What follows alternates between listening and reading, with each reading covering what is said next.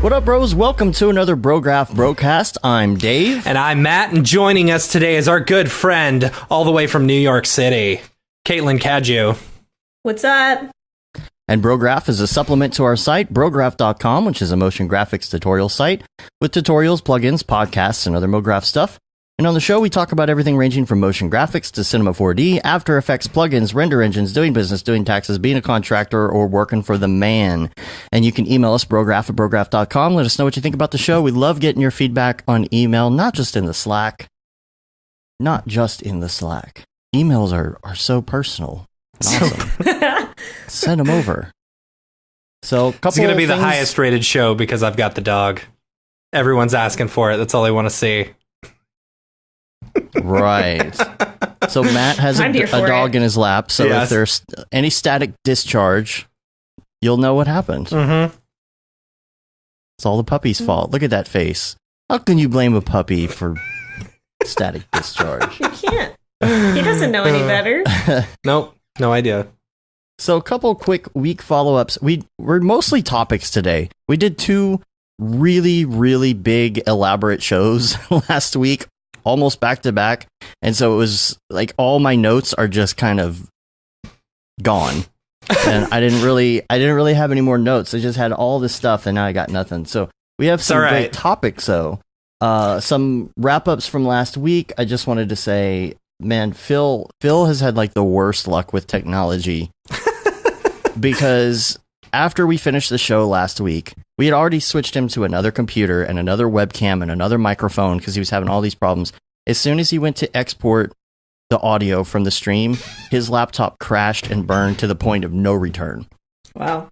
No return, like completely dead. So we had to post the stream audio as the regular audio. So if it sounded weird, that's why. It wasn't too bad. Was it? It really wasn't. It wasn't too bad, but we like to try and... It's been 170 shows. I don't listen to every episode now. I did for the first 100. Every now and then I'll go back and critique, but... You're like, I didn't do too good this episode. So gaming night. Caitlin, you have a Switch? You have a Switch? Are you a Switch person? I'm fully on board the Switch train. Awesome. We need your gamer number. Yes. Is that what they call it? I don't know what they call it. Player ID? Switch code. Like the Switch friend code or whatever? Yeah, your friend code. Yeah. Yeah, I can't rattle that one off for you. Yeah, you don't know by heart. It's not only here. 16 digits. Not here. I'm talking. No, I'm like, you got to send it to us. I will definitely send it to you, though. I'm like, 1, 2, 3, 4. 5. It's amazing. I've got the same combination 6. on my luggage. It's just 1, 2, 3, 4, 5. I got in really early on the ground floor of the Switch system. No, this is my social security number. 1. Yeah, really niche. Yeah. 1. But Tuesday nights, we've been doing a little thing. We did it a couple times, and then we kind of unofficially did it last Tuesday, but doing like Tuesday night Mario Kart or some sort of game. I think we're going to continue that tradition. That sounds awesome. I have officially unlocked all of my characters from Smash Brothers. Nice. Very exciting. It's only taken me days. It's pretty good, I guess. It's a challenge. There are also like 1,000 of them. Yeah. So I think that's reasonable. See, I'm still on the Mario Kart train. I played so much of it last night that I just... Were you dreaming of red shells? Whoops. We like to sing the songs a lot for Mario Kart. Oh, yeah? I mean, you can't really, there's no words, but they got some jams. Okay, I thought you were made up words for them, you know? Oh, that would be good. It's just all about my need for speed. They have really iconic... My favorite ones is they always speed up on the last lap. Like the final lap, all the music gets really fast. Mm-hmm. It's a very nice touch. It really increases the desperate franticness as the suspense. The frustration of everybody killing you when you're in first place and you get second place. It's the worst. It's the worst. Yeah. My kid was playing the other day. He's gotten really good. But he only plays 50cc, and he gets mad whenever I play because I think the computer sees whoever's doing the best, like to kind of match up that. So if he's playing with me, like I'm whooping him, no problem. I'm like skidding around turns and stuff like that. Yeah, you show him what's up, Matt. But he'll end up in like last place because I'm just so good, right? Yeah. But then he's gotten a lot better. But if I slow down, you know, and just like let him get in front, he'll stay in front the whole time. Yeah. You know, but the other day he played like 150cc and just like started crying because he couldn't. Oh, he was so mad when I picked 200 the other day. Oh, I mean, I get it. I empathize. Neil and I have been playing Nidhogg lately, Nidhogg 2. And it's like this, it's a 2D side scroller that it's like rock, paper, scissors to the death. And you're trying to like go one way, make it all the way to the end, and the other person's trying to go the other way. And you know, if you meet, you're supposed to kill each other. Okay. And there's like a lot of, it's really fun. But if you're well matched, like sometimes our Nidhogg games will go on forever because I'll like fight all the way to like almost to the end to I'm winning, and he'll fight me all the way back, all the way across the other side of the map, and we'll be sitting there playing for like a half an hour. That's like I don't think these games, when we first started playing, I couldn't do it because the controls are kind of weird and like I didn't know what all was possible, and he was just like demolishing me in minutes. But that's a really fun game unless you suck at it, in which case it's incredibly frustrating. I've heard of people actually playing this game in real life, I think. Like, my kid plays this like at Taekwondo. Like, they'll go along, like, some little path, and then once they meet up, they play rock, paper, scissors, right? Yeah. And then if someone leaves, or if they lose, they go to the end, and then they just keep on going, right? Yeah, it's essentially that. That's cool. But there's a lot of screaming. Okay. It's like It's pretty Rochambeau. good. Yeah. Yeah. Yeah. I recommend it. Cool. Phil said I got blue shelled with technology last week. Yeah, that sounds about right. That's a good analogy. I really like using that analogy in real life for a lot of things. I got blue shelled today. Let's just put it that way. That's Mondays. I always get blue shelled on Mondays. It's a good one for when you're like doing really well and then something ruins your entire day. Because that's how it always happens. You're always in first place when the blue shell comes. So your project is going along really well, right? And it looks really good, and the client comes back with changes that make it look awful. Mm-hmm. That's blue shelling. The client blue shelled me. That should be like the standard definition. Yeah, no, I like that. Secret shirt. I smell a secret shirt. My client blue shelled me. I don't know about that. Yeah, that's awfully close to a euphemism. That's true. Yeah, you got to tread carefully with that. Yeah, that's true. Veer Extreme Course said someone did a hack that made the game go 9,999 cc. Okay, I was just talking about this the other day. I was like, I wish you could ramp up and do like 300, 400. I got to figure out how to do that hack. I would love to do that. Yeah, a good one. If you have any links. We used to, for like a year, we had like a little motion graphics group that was playing Mario Kart on Mondays, and it was awesome. And one of our best, right? Yeah. And it's just kind of like everybody got busy, and it wasn't really a thing anymore. But one of the best modes we did was 200cc bombs only for the items. Oh, cool! And it gets buck wild. It's like it starts to feel like a war zone, and it's pretty great. So, like, winning when on 200cc bombs only feels very satisfying. Yeah. I highly recommend it. Do that. That's funny. That sounds fun. It's a good one. 200cc Baby Park. That's my absolute favorite. Oh, yeah. It is like, you can go from first place to last place in like seconds. It's amazing. The great equalizer. I have been able to do like first place 200 against the computer, no problem. I'm like, oh, I'm getting pretty good at this, and then I go online and I'm like 12th place. I won't play online. Yeah, it's I don't crazy. Need that. I don't need that energy in my life. So join us tomorrow night, 8:00 Central PM. We're gonna be playing online. We'll put a little tweet out, and you can subscribe to our Slack channel, Bat Signal Gaming. The bat signal will go out for the gaming stuff, usually Tuesday nights at 8. If you're listening to this after the live stream today, then it's probably today. So Tuesday. Yeah, and just show up next week. Yeah, just show up. Yeah. Send you guys my gamer number. Nice. Cool. Secret code for gaming. David Ariev told us about Apex Legends. Apparently, this is a new kind of hybrid between Fortnite and Halo our gaming and podcast. all this other stuff. So we might do that once it hits Switch. It's not on Switch yet. I know nothing about this game. Like, I understand that it's like a first-person shooter. Mm-hmm. I think it's Yeah. Battle Royale style. I don't know. Okay. It is. Yeah. It's Battle Royale mixed with Halo mixed with something. I don't know. See, I don't like Battle Royale. I don't like it. Like, I just like, first 1 to 20 kills wins. Yeah. I like I haven't spent a lot of time playing Battle Royale style games. Like, I like them, but I was just like lamenting to Neil the other day about like the good old school Halo like death matches. Yes. We used to play those a lot in college. And I was like, it has been so long since I have experienced that in a game. Like, it was just new Halo comes out sometime, right? Like this year? It's a good I don't know. Yeah. I don't think That's it's a going to good come out for a while. Well, there was a fake post about when it was going to come out, and I even fell for it because Google will answer your question without going to a website. And Google fell for it, and so I looked at Google, and it said, "Oh, coming out at the end of December," and I'm like, "Oh, wrong." It's all Google's fault. I thought wrong. Yeah, I just had to look it up because I was like, are we on 6 now? Yeah. Halo 6? Yeah. Yeah, Spider-Man tutorial just came out on our channel. Dan Marino, Oh, very cool. aka Emmett Smith, aka Troy Aikman, aka any football player. Hashtag laces out. Yeah, this is his first tutorial, and so he did a Spider-Man tutorial on how to kind of create that style in standard render. I saw a lot of people doing shaders and stuff, like Chad Ashley.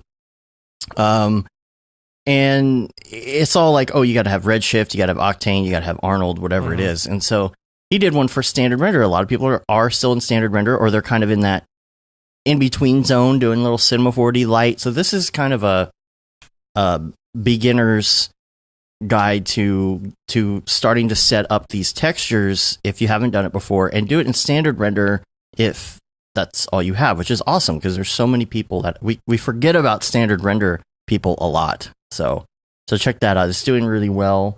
And then a couple other quick notes. Wave Apps is now allowing for duplication of estimates. And oh, good. I think they've been doing this for a little while, but I just wanted to put it out there because for a long time we're like, well, you can't duplicate an estimate, and sometimes you want to just copy and paste the estimate. You want to take an estimate and send them another estimate. High-low. You want to do a high-low estimate. Yeah. And you'd have to like manually type in everything over and over. Let's see. Did we mention last week or the week before about the advancements or whatever on Wave Apps? No, I don't think we did. So there's a new thing. I don't know if it's for everyone, but we just got the notification where they will advance you part of your invoice, like 80% of your invoice, before it's due, which is crazy to me. It sounds ideal. I know, right? Well, I mean, they got a free service. They're trying to figure out now, how are we going to monetize this? Oh, if you think they're free, I mean, they're making what, 0.5%, 3% off of every single invoice that gets paid. Well, if you're using a credit card, yeah, but whatever. And then, okay, so I guess Liam asked you this before the show, but he wanted to know if you're going to talk about D&D at all on the show. I mean, I would be happy to do so. And we started talking about my brother and me, and we started talking about their D&D podcast and all that. And we were like, okay, wait, let's save it for the show. Where to begin? Well, first of all, so I have never played D&D like proper. All right, I've only ever played MERP, which is Middle Earth role playing. So it's all based around the Lord of the Rings characters. Cool. I was a hobbit named Grodo. It was based off of Gollum and Bilbo or Frodo or whatever. Yeah. Yeah. So that was fun. It just sounds kind of grody. Right? Well, we always had nicknames for each other. We never called them by their actual nicknames. I won't go into detail of what they called me. Yeah, D&D is cool. And for I haven't been playing like a super long time. I started last year when Evan Abrams was my host at the first Adobe Live streams that I did. That's when I first met him in person. Like we'd never really talked before that. Like I'd watch his tutorials and stuff. And we got to talking about D&D for, I don't even know why. I mean, a lot of weird stuff came up like tangentially while we were out there, and we ended up just going to like a drop-in day at a game store in San Francisco. Really? And that was like my first, that's what he cool. bought these like red dice that I'm like goofing around with right now. Like he bought those there so we could play, and then I kept them. So those are my fish D&D dice now. And then we started playing online. He and a friend and me and Neil, my fiance, would just play over like Google Hangouts or, video app. Is it hard to do over online? Not really. Not at all. It's pretty, I think that one day in the drop-in thing is the only time I've ever actually played in person. Oh, really? But there's like a lot of different, you can do dice digitally. Like I just kind of like to do it. But like, there's like roll apps you can put in Slack. So we have like a little D&D Slack, and he'll do all his dice rolls in there so everybody can see it. Cool. But yeah, it's really straightforward. Like the only downside, I guess, is like you can't all eat the same food. Like you got to bring your own beer or whatever. But like, right. But that's pretty much it. It's actually been pretty seamless. That's cool. So there's never been a better time to get real nerdy. It's true. That's very true. Collectively in a group. Right. And the Adventure Zone is by the guys from my brother and me. It's their D&D show. We were talking about that. With their dad. With their dad. Yeah, plus dad. Yeah. Yeah. He's like the best. It's critical, part of the show, in my opinion. He's pretty crucial. That was actually like, I was listening to that for a long time before I actually started playing, and highly recommend, just because it's a great podcast and it's really funny. Yeah. You also, even though they don't really follow the rules super well, which is like part of the fun of it, it's actually a pretty good intro into how it works. Yeah. And also, I know nothing about it at all. And I still enjoy listening to that. Yeah. And like D&D can get really hardcore if you want it to, because there's like spell requirements where you have to have all these like really specific ingredients and like keeping track of all the time. And like, you don't have to do like that's especially from the Adventure Zone. Like they throw a lot of that out because it's not really, it's a little more like busy work. So you can kind of get a feel for like, and even like D&D, if you read the rule book, it's like, it's whatever you want it to be. Like, this is your game. Like, throw out these rules if they are, not fun. So see this like book Monopoly, you're reading of the rules, throw it away. Throw this in the garbage. Don't even play this game. What are you doing? In fact, don't even finish this. I see. There's a lot of like free resources online too for character creation and stuff. So you can spend a lot of money on D&D stuff if you want to, but like you don't have to. And the thing about those guys, the Mabim Bam guys, is they can be funny no matter what you put them in front of. Like they could just show up on this show and it would be hilarious, even though they know nothing about motion graphics at all. So they did this show called Monster Factory. Well, two of them, and I have never cried laughing so much in my life. To like every episode, I probably talked about it on the show a long time ago, but like the one, what is it, the Bart Simpson one? Oh my god, what's the name of that? Yeah, like Bort. It's not Bort. Well, it's Bort's from the show, but what was it? Bert Sampson or whatever it was. It was so ridiculously funny, and I was crying. It's the best entertainment I've ever had in my life. Like, it's the best show. Yeah, you could pretty much pick anyone at random, and like it would be solid gold. Borth Sampson. Borth Sampson. Yeah. Yeah. So the whole object of that show is to take character creators from different games and try and make them as awful as possible. And with it's great the best. Success. Yeah, it is the best. I absolutely love it. And then they just take them on little adventures throughout the game. Yeah. Yep. So let's talk about Slack. I'm going to open the Slack back up here at the beginning of March. Yay. Matt. There's two things I don't like: opening the Slack and Beeple's people. Beeple's people. Yeah. And we'll do Beeple's people. We weren't doing Beeple's people last time we were on the show, so we're gonna have to do that today. Yeah, I was like, I have no idea what that is. That's okay. We'll explain the rules when we get to it. It's a fun little segment. But as far as the Slack, so I think we sent you a link to the Slack. Are you in there? I'm not. Are you going to be in there? Yes. I mean, you don't have to right this second or anything, but yeah, we'd love to have you I would love to join, and I appreciate it. We have a baking channel now? Oh, who knows? Who knows? Okay. That's not approved. Delete.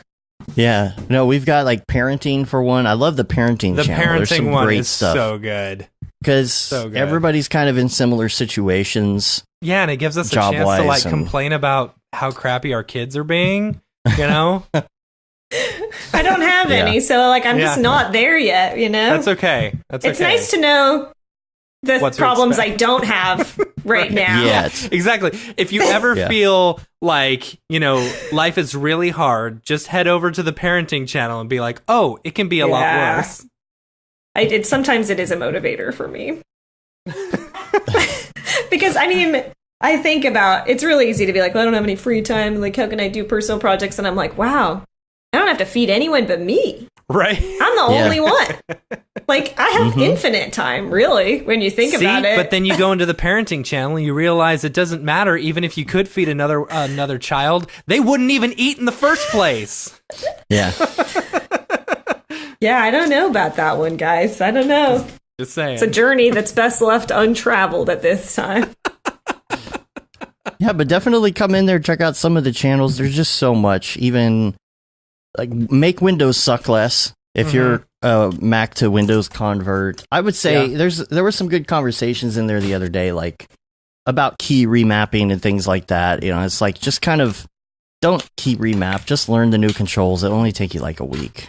Yeah, I promise. And there's the burned request line, which is awesome. Line.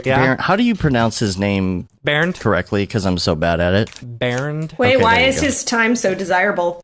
What are we requesting? Oh, the Bernd request line. He's one of the developers at Maxon. Oh. So he has his own request line. So if you have a Cinema 4D request or a bug, you can point it out there. It's pretty sweet. That is cool. Yeah. He's watching.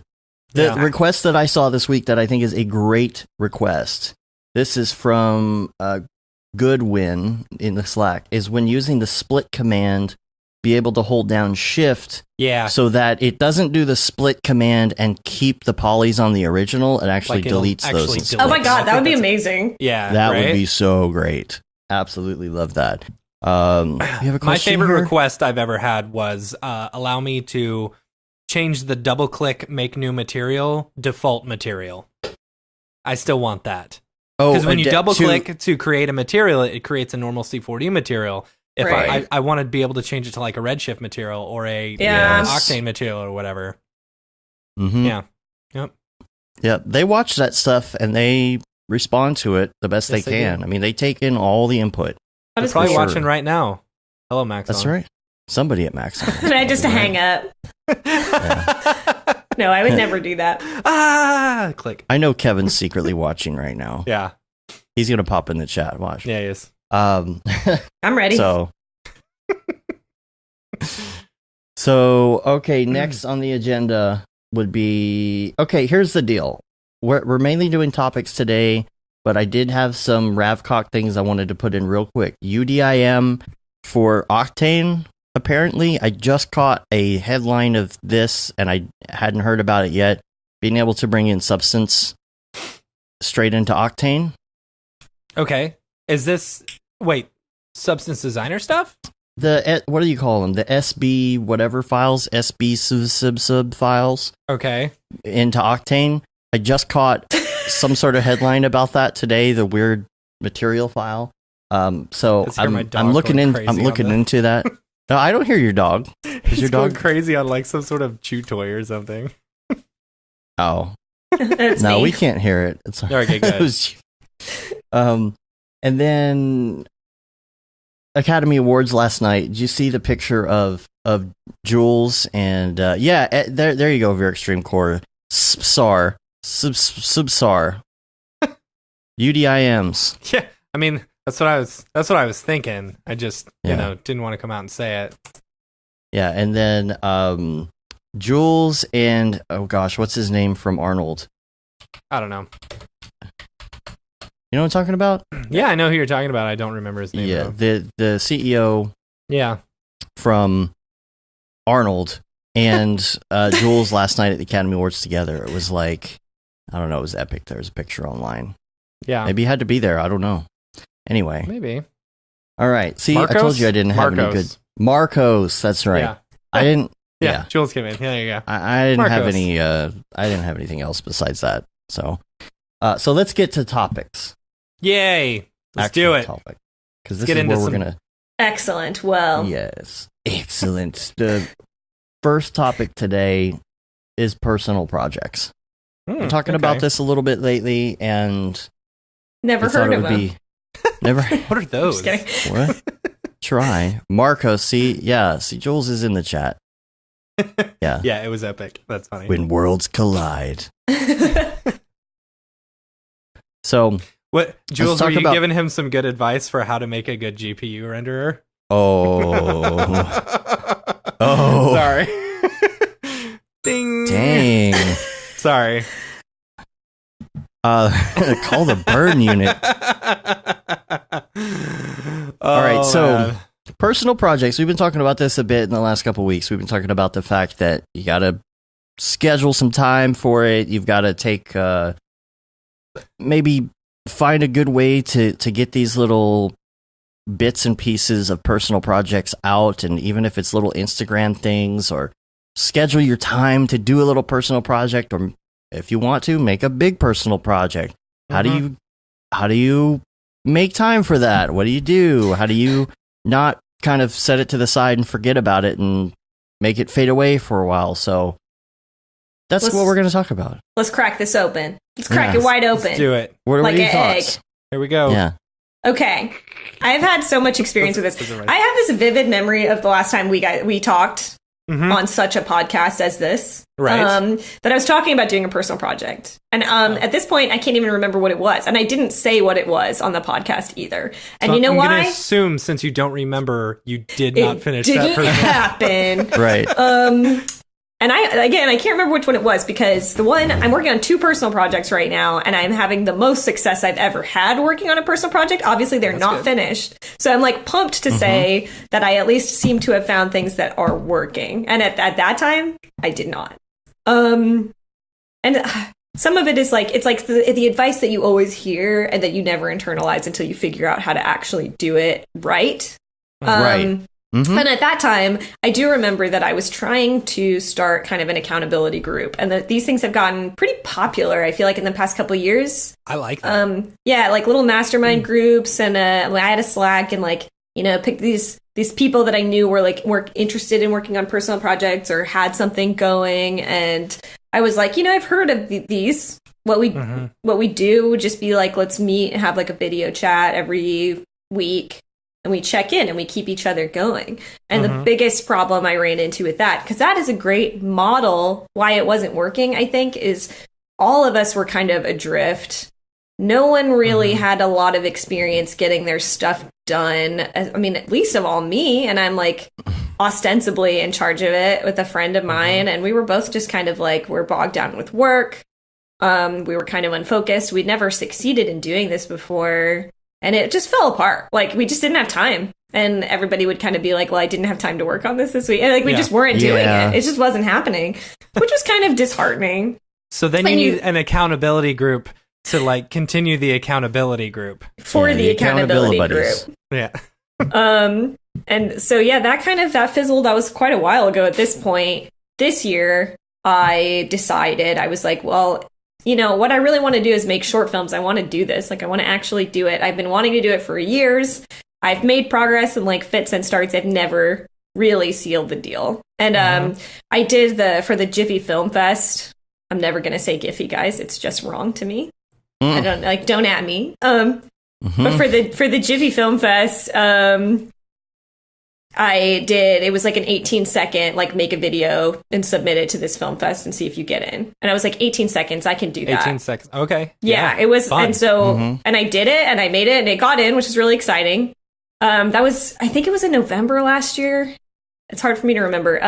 Is this online somewhere? Can I look at it? Yes. Yeah. It's on my website. It's one of the little, has a big reset on it as the thumbnail. I'm gonna check this out. It's Jiffy, Billy. Billy also asked, am I talking about my current accountability group? No, my previous Jiffy? one is... Like the peanut butter, right? It's like... It's a peanut butter contest? Yeah, it's peanut butter online. It's on your website? What is it called? It's called Quit Reset, I'm pretty sure. Oh, cool. Okay, yeah, I got it. Cool. I had a lot of fun making this. I spent probably a month just not in concentrated, full-time days worth of working on it or anything, but just in bits and pieces. And it was a lot of venting some kind of frustrations too. I just wanted to have fun with it. Beautiful. So I just absolutely beautiful, man. That's so cool. Thank you for showing that. I had a lot of fun with it. And actually, one thing I learned from working on this was to not worry about it so much. I didn't really plan out what it was supposed to be. It was very stream of consciousness. And I just kind of put whatever I thought would be fun to do in it. And I finished it. And so, I bring this up just to be I think the first step is finishing something. And I always was trying to do these big projects. And it's just you can't go from 0 to 60, no matter how bad you want to. You can't do it. It does not work. So when I finished this, it was 18 seconds.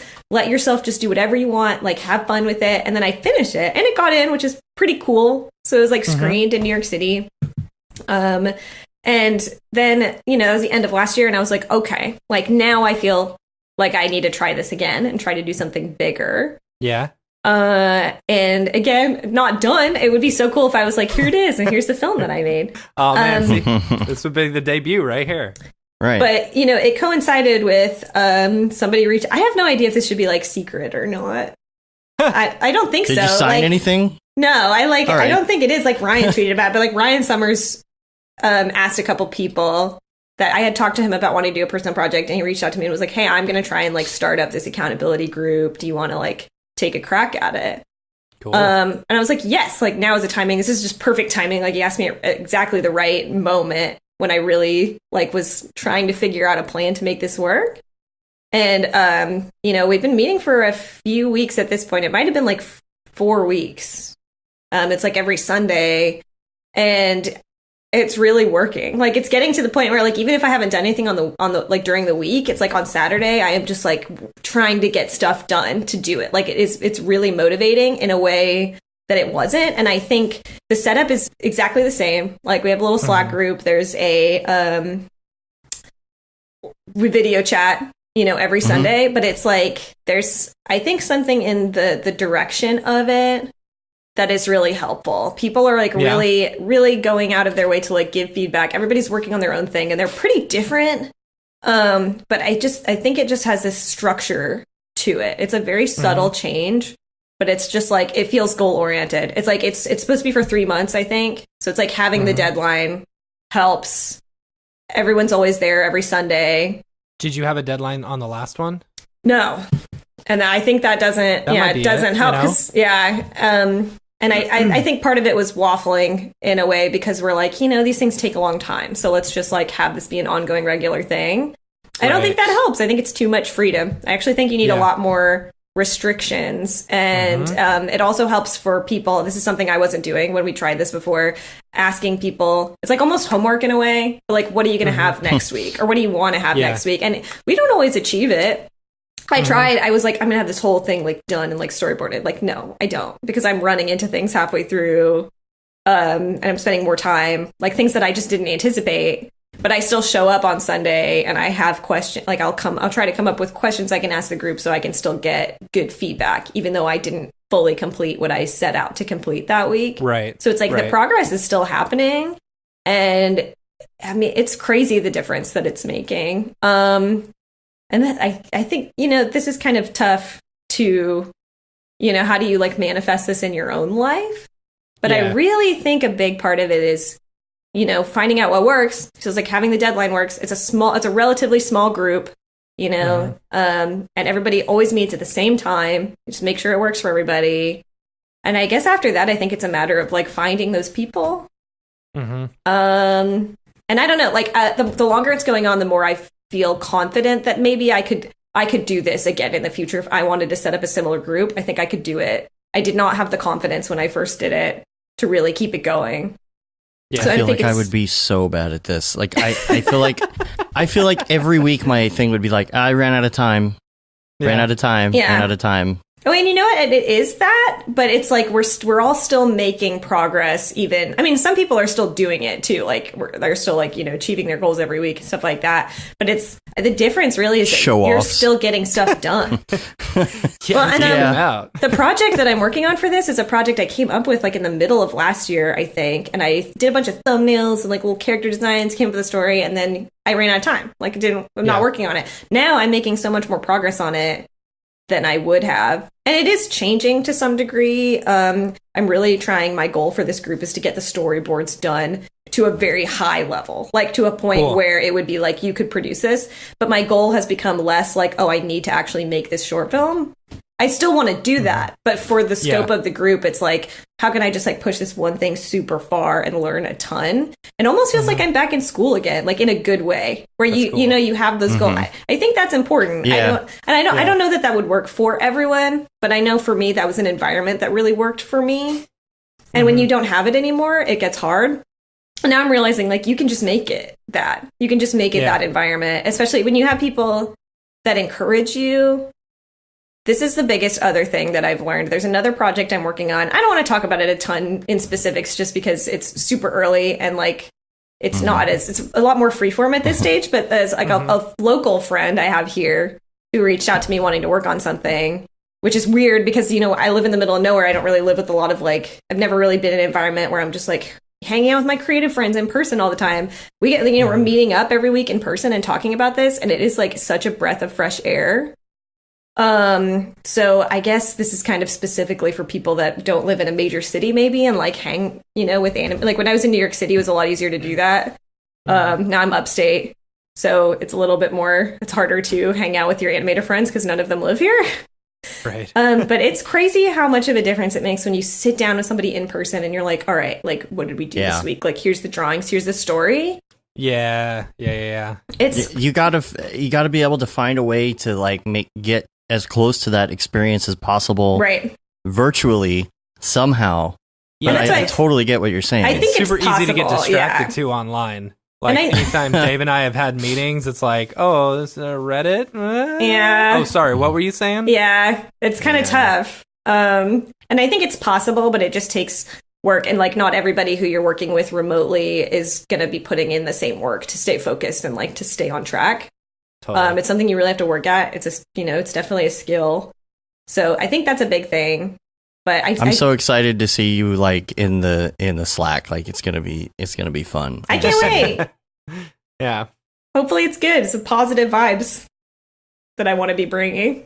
Yeah. Learning, sharing. There's a question. Where did it go? What resources are used to do collective sharing of the process timeline?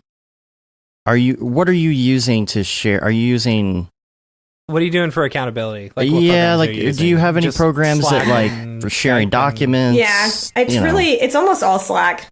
And I'm not really using any kind of a scheduling thing. I think if it was, I've tried this before and I think it doesn't really work for me, or I haven't found what works for me. But, if I'm taking this project and I'm like, well, I want to like do it from nothing to fully completed like short film, I used to try and schedule all that out and it just never happens because it just inevitably falls apart. Maybe I just don't know enough about the process. I think that's pretty common for stuff like that to happen. So right now it's like I'm just taking it a week at a time and only focusing on the week. I actually think that like looking at the big picture makes it harder to do. I think I learned that a little bit from the Jiffy thing because it was like, it's 18 seconds, it's due this day. And I was like, okay, I can do it. I am really good at hitting a deadline. No matter what the, if it's a really fast deadline, sometimes stuff is like not nearly as cool or as well done as it could be. But that for me is not really an issue. And kind of extrapolating that and realizing if I don't have a deadline, things get way harder for me to do. Like that's kind of important. But if it's too far out, if it's too big of a thing, it's really easy to be like, oh, I'm overwhelmed. Like there is so much I have to do. I'll never. And now I'm just like, I just need to finish all these boards. And then when I'm done with that, I'll review them and I might add stuff on, but I'm not worrying about it right now. Like I'm only worrying about getting these storyboards done right now. Yeah.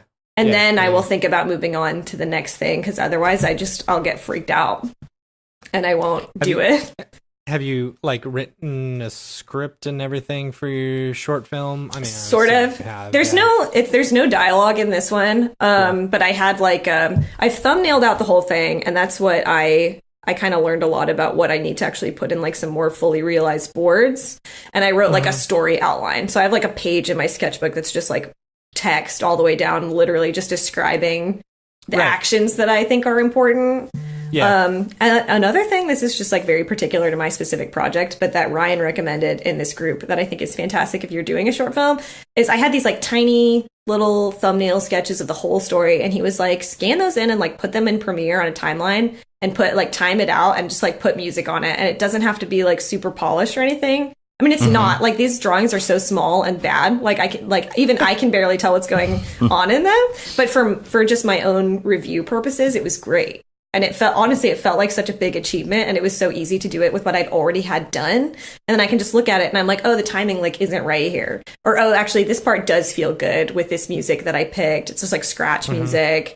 Oh, this is like actually working. So maybe in the second half, I need to add a bunch more drawings or like a bunch more scenes. That was like a big turning point for it. So it's even like really little things I was so pumped up to like keep working on it after that too. So just like things that can help you look at it and be like, oh, like look how much I've done actually, like, and I know what to do next. I completely feel that whole like excitement thing, because when I approach projects, sometimes I feel like I do it in the wrong order. We have our little group text thing between me and Matt and David Ariev and EJ, and we just chat about whatever. Sometimes it's completely stupid. Sometimes it's stuff that's actually most of the time So whenever I'm working on a project, sometimes I feel like I go out of order. It's like, first of all, I'll just start working on a portion of it, and I won't really have like the camera move. I'll just be modeling something. Yeah, Dave, I really you just won't like have to get to work. That's why I love getting to work. You just like to get to work. Working. But so what I've been trying to do with a lot of things, like I do it a lot when we're doing actual projects, but with my own things, I don't do this enough, which is come up with the idea, not in front of my computer. That's my number one thing. You know, get a book, a sketchbook, write some things down. I don't know, walk the shoreline a little bit, think about it. Dream. That's actually an analogy to, I talked about that a long time ago on the show. Well, walk the shoreline and actually just think about the process and what you're going to do. And so this was a stupid side thing I was just kind of doing just for fun, just trying to throw out some more renders or whatever. And I sat there kind of thinking about what I wanted to do, and I looked at some inspiration, and I thought, I'm going to start with a camera move this time. And I'm just going to block it out. But then there's something about blocking things out and just not thinking about doing textures, not thinking about, is the geometry right? Whatever it is, just get that in there. Pick some music, time it all out. And then once you get the blocking in there, you feel excited about it because you render it out, you hear the music, you're like, yeah, this is great. And then you really feel like you're ready to move forward, and you have this framework there of something that you already can kind of visualize in your head, and you're looking with. So that excited part, like I really identify with, because I did that this week and I really got on board with what I wanted to do. It didn't fizzle out, and I didn't feel like I was getting bored. And so now I went in, I started building geometry, I figured out what I wanted to do, and taking my time has been one of those things where I never allow myself to take time on certain things, or I'll give up on something because I don't want to take the time. So here's an example. I know how to use Turbulence FD. I've used it before. No big deal. But I was putting a little bit of steam into something I was doing. in this project, right? So I get in front of it, and I had some project scale issues. There can be some project scale issues when working with TFT. Yeah. Because of the particle size and things. So I'm sitting there, and it kind of looks okay, and it works, and there's nothing wrong with it. But I kind of just said, you know what, I'm going to stop. And I waited like a day, and I came back to it. And during that time, I thought, you know what? It didn't look the way that I had it in my head. And so usually if I were in a hurry to get something out, I'd be like, well, that's good enough to get by, but that's not the purpose of doing this. The purpose of doing this is to be able to create exactly what was in my head. Just getting by is for clients. Exactly. But it's true. It's true. Sometimes it's just like, well, there's not enough budget for me to sit here and play for another 8 hours, and it looks fine for what it is. But I'm like, you know what? This isn't what I had in my head. I'm going to go back, and I'm going to make it today look like what I had in my head. And I just spent the extra time. I did some research online, and now it looks like I wanted it to look. So I just don't take enough time. I don't do enough look dev. I don't mess with lighting. I'll get the lights, and I'm like, oh, that's good. And then I won't think, okay, well, why don't I just turn off these lights and start over again and do it a different way and see, and then compare the two. Yeah. You know, it's funny, like even the like work projects that I've been the most happy about, because for our fully animated stuff, like our turnarounds used to be so short, and we've, gotten better over the time, but they used to be really brutal. And on the few that I was able to finish like almost kind of early, which never happens. And I would go back, and I just started like changing the colors on stuff and like making these tiny little adjustments. And it made such a big difference. Like, I think it made the project better, but it also made me feel better about it. Like, most of the time I do a project and I'm like, well, this is about 50% of the way there to what I like wanted it to be. It could be like so much more. Of course, that's always like in a perfect world if I had infinite time and like money to do that. But it's like those few projects where you get you get to take a break and then come back later and be like, oh, tweak this and this and this, or it actually looks better with this color instead. Like, it really makes a big difference. And it's satisfying. Like, that's when you're doing the thing that you really have always wanted to do in this, which is, make stuff that looks awesome and is like the best that it could be. It's always the stuff that you get to spend that extra time on. So it is weird. Like, the instinct is not there with personal projects either, definitely. I feel like that's a habit I've had to get into. Is like, I was always impatient. Just even as a kid, I was like, you can't, you're just like, I want it to be awesome now. And it's hard to just be like, I'm gonna let it sit for a day, and I'll come back and I'll think about it. When you work on a project for a client, and you get blue shelled by a client, and they change it, and it's like, I'm not into it anymore because now it's something that I don't think looks good. Do you ever go back and change and put it back the way you had it for your reel? I never have actually done that. No. Usually I'm able to, since our videos are like 2-3 minutes long and sometimes even longer, like usually there's a part of it where somebody gave me this advice once. They were like, just like really pick a part of your project and just like really own it and make it awesome. And I mean, I'm always going to be like a little too critical of my stuff anyway, so I won't say that I like am so happy with everything that I put in my reel, but it's usually those things that I'm like, I set aside some time, I really focused on this, and I got this part done. I will put this in my reel. It's that kind of a thing. Which is almost the same, I guess, just like before the fact. But I try to spend more time working on personal stuff now instead of like, I don't want to dwell on the projects necessarily at this point. Here's the problem that I have been having a lot for years. And it's kind of along the lines of imposter syndrome, which I have. But it's kind of along these lines where I never feel like I'm doing enough. Ever. I feel like I'm never using my time right. I feel like I'm always wasting time. And I am wasting time a lot. And I'm sure everybody does this. And come join us Tuesday for playing video games. Video gaming. Yeah. Well, there's a difference between taking a break and doing something different. It's not like you're supposed to be in front of your computer at all times, always working on motion graphics. But it's one of those things where you're like, okay, am I like last night? Am I overdoing it? I've played Mario Kart for 6 hours. One of those things. You might be overdoing it. There's a balance. Yeah, maybe just a little bit. So I call this toxic distraction. Okay. So here's an example of toxic distraction for me, and I have to I have to discipline myself. And I'm not one of those people, I've talked about this before, I'm not one of those people who's like, I'm leaving Facebook, everybody. Look at me. I'm leaving Facebook. Everybody comment about how much you're going to miss me. Not in that way.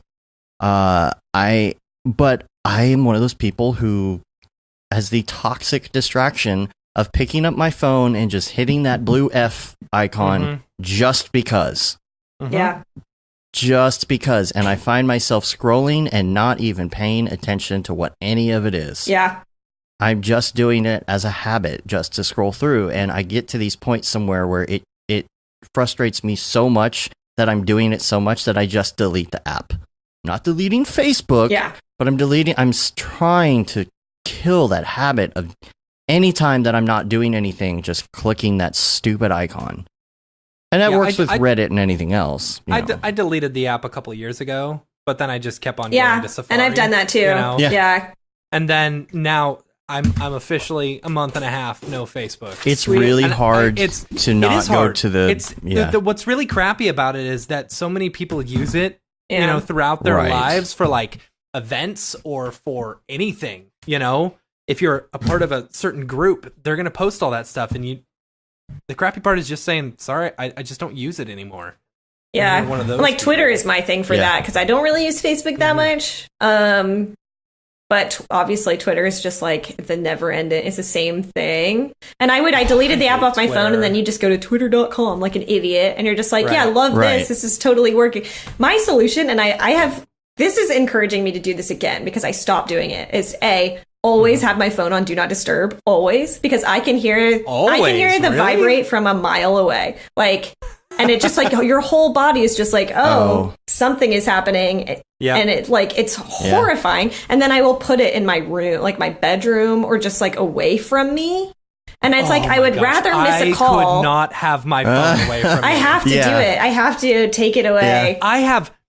This is going to freak you out. I have Slack notifications turned on. Oh my God. I don't that should be illegal. How you do it. That's unnatural. We'll be sitting there. If he has his phone near the microphone and I'm sitting on the other end of Skype, it's just like, burr.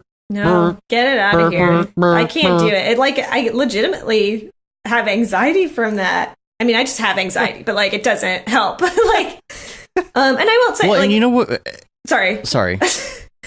Well, I was just going to say that what Merlin Mann says about it is that you get all those little tags with the numbers on it, and then you have to, I have these numbers, and it could be something good, it could be something bad. And until you address it, your mind doesn't know, you've got an email. Oh, well, actually, it's just a newsletter from such and such. Right. It's another stupid person from the Dallas Producers Association. I get a lot of notifications of your podcast just put up a new episode. I'm like, I didn't need to know about that right this second. Right. Thanks. LinkedIn. Someone's viewed your profile. And really? Nothing has ever come of that ever, so. Yeah. Yeah. But I think it's just about, because a lot of people can't do all of this. I wish I could have Slack closed during the day so I could just work, but I really can't. Sometimes people need things at work or whatever. I need to have it open. So I try to just not, and I will try to close all my Chrome tabs because I'm real bad about that. And I have so many open right now. Well, that's good for your RAM anyway. I know, it's... I don't ever have 30 tabs open, but it's always 10. And it's half of the stuff I don't need, or it's an article I'm not going to go back and read. I need to stop doing this. But I'll notice if I start typing in TweetDeck, I'll go to Twitter or whatever, I will just Command Q really quick. I think it's just getting in the habit of knowing you're I'm doing it right now without even thinking, and then just closing it before it even loads. So and just being it's manually pulling yourself away. It is so hard. But it is. Lucas says it's an endorphin trigger. It's true. Yeah. It's just like drugs. It is. Jules says that he has the Octane Brograph Slack notifications on his Apple Watch. That's awesome. Yeah. Yeah. See, that is smart. That's pretty awesome. Neil's been trying to get me to get an Apple Watch for forever, and I'm I don't need more of it. I need less. No. Well, I don't even have a regular watch. Why would I want an Apple Watch? Here's what I'll say about that. Here's what I'll say. If you put only the important notifications on there, Right. of course. Don't make it too distracting, but it actually helps because you know that whole thing where you pick up your phone and you go to click a notification and then you click and it opens the app, and then when the app opens, all of You're a sudden you're gone. like, In oh, the what app was for a I while. doing? Yeah. Oh, all of a sudden I'm in Facebook. What was I even doing in the first place here? Yeah. Oh, that's right. I was checking this message, but I got distracted by the little badge with the 4 next to it, which means somebody commented on some post, and Yeah, that's- somebody on the internet is Someone's wrong. That's a good commenting back point. on the thing that I didn't like about those politics. So now Right. I've got to go and respond. He kind to of- it Right, as someone well. on Yeah. the internet's wrong, It might be- and I got to fix it. and I have to point it Maybe out. that's the happy medium between like if you don't want your phone near you, but you still need to be plugged in. Like maybe I have thought about that because at first I was The just like, watch- this is gonna kill me having my wrist buzzing all the time. I'm like, I'm gonna die. But see, that's the thing. If you just put the important ones on the But watch, if you were look dying, at the watch Apple and you Watch say, would okay, let you know. Yeah, so it's a twofold, Yeah. a 2-prong attack. Maybe I'll get an Apple I- Watch. I look at the Every watch time- and I every say, time you okay, get a I don't have to notification, address your heart this. rate goes up. Yeah, yeah. It's very possible. It's a vicious cycle. Yeah. No, but I look at the notification on my watch and I'm like, oh, cool. I don't need to address this, and I put my watch back down and I keep Yeah. working. It actually can help. And it like It really can. I didn't do like a big like, oh, I'm like leaving social media, but I did leave a lot of Yeah. social media last year because it was making me miserable. I was like super Yeah. plugged into all these Slacks. Like it wasn't making me happy. It was just making me see things and experience things I didn't like and Right. was not positive for me, and not being Toxic distraction. Yeah, it was super toxic. And like honestly, in some ways it's kind of a bummer, but your day to day is so much better when you're not like running into bullshit all the time Right. on Yeah. the internet. Yeah. Yeah. And just like Yeah. I don't know, it's not perfect, but I have made a lot of progress on that front, and it helps to just not be seeing as much.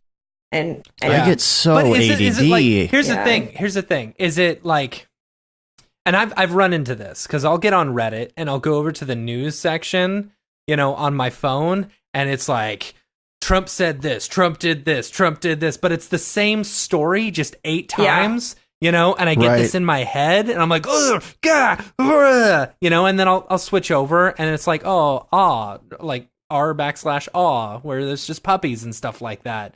Like, yeah. is it just that there's like so much of one big negative thing that I'm taking so much more of that, and it's taking I think a lot there's more part of it. positives Yeah. to I I don't realize know. like I gravitate towards the negative a lot. Like I'm very pessimistic as a person. I'm like very prone to like anxiety and depression and stuff like that. Like I know myself very well. I know that is true. And it is that like seeing stuff like that all the time is like really draining. And even if it's true, because I would feel like, oh, wait, but this stuff is happening, like, and I should care and like try to stay abreast of it. And like, I think that is true. But also like, some of it was like I need to take a step back and realize like I'm wasting any time I have right now to do anything positive for anyone, including myself, but also others.